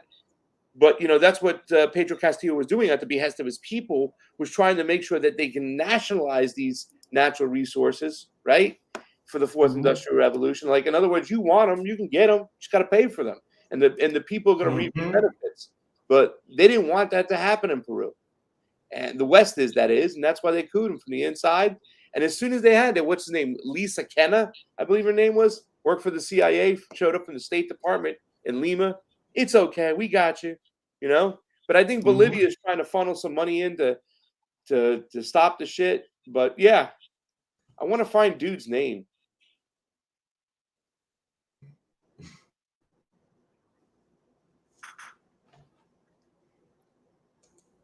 I think I'm being too loud.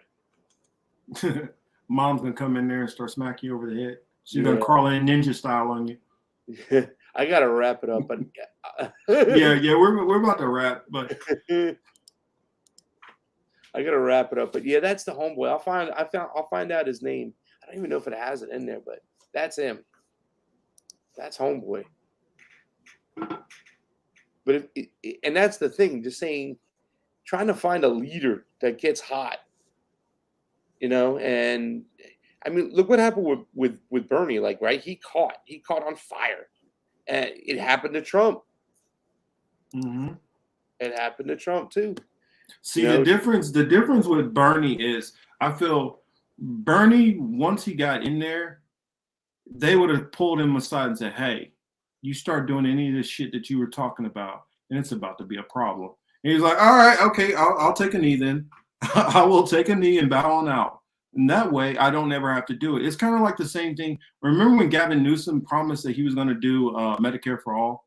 Yeah. And then once it came up for him to do Medicare for all, for some reason, one senator came out of nowhere and was against it. He's like, oh, my hands are tied now. It's the same thing Bernie would have did. Possibly. I mean, who knows? Either way, I think a lot of people feel like he was threatened, like he was taken in the locker room, like, hey, stop.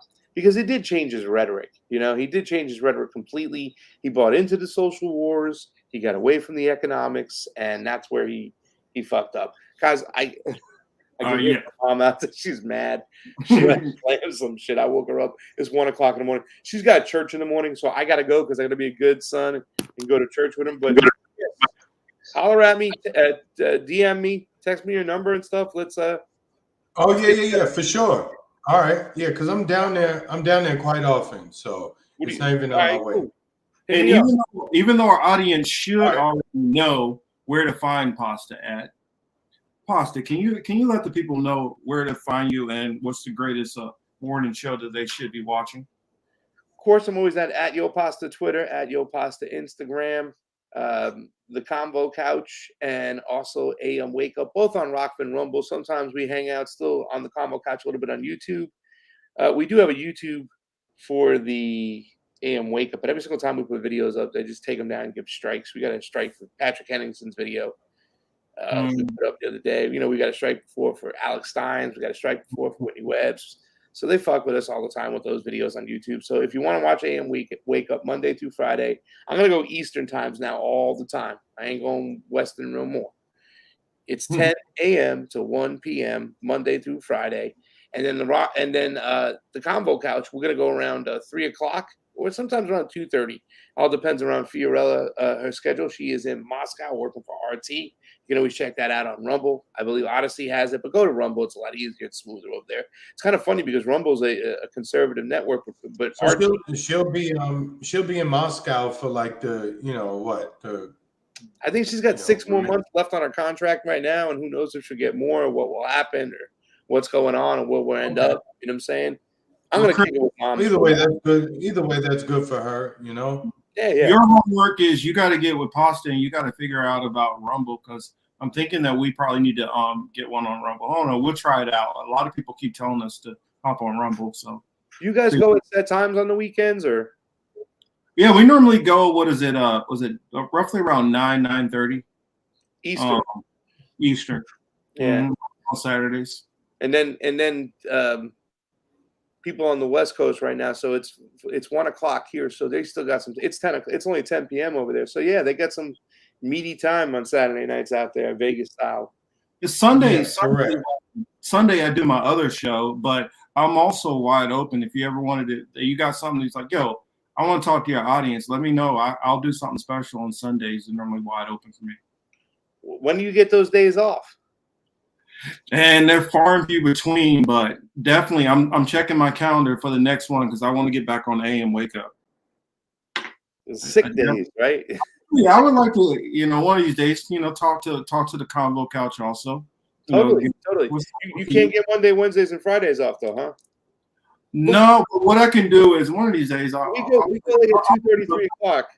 I'll play hooky one of these days. All right, yeah. Well, I do know that I got I don't know. I got some stuff coming up. I'll try to see what I can work out because, I love getting the opportunity to talk to you, Fee, Steve. All you guys are, we love you guys over here. For sure. And look forward to seeing you, Chris, hanging out in Florida together because it'll be fun. And then my last plug, catch Thinking with Young Morpheus tomorrow. I will have Yona and the Octo Squid. We're going to be talking about Dow Chemicals, and we're going to be talking some East Palestine because Octo Squid, he is on the ground there now, or maybe just got back. He's wearing a mask. And yeah, he should be. But yeah, I mean, he's taking some interesting videos, so I'm gonna have both of them talk about it because Dow Chemicals is pumping that same shit that leaked over there. Steve is talking about like he was looking at the area where it was showing like on the map where the water probably spread out to, right? And Steve was like, "Man, we should look at what the area, what Bill Gates bought in that area, what farmland and shit, because if that shit just kills everything, and then he has all that farmland." You start eating Z-bugs. Yep. Baba, that is 3:15 Pacific. I believe you're Central Time, so was that? No, I think Baba's down. I think Baba's on East Coast time too. I thought Baba was in Texas or something. I mean, I could be wrong, but I thought she was on East Coast time. Yeah, so 3:15 my time. What 6:15 Eastern. So I'm going to sleep. All right, we are going to be signing out. I guess Fred Edwards just says yo pasta, and much love to everybody that tuned in. So glad for you to swing by Pasta. As you know, anytime you're always welcome. This is Political Matrix signing off. You guys have a good and safe weekend. Right.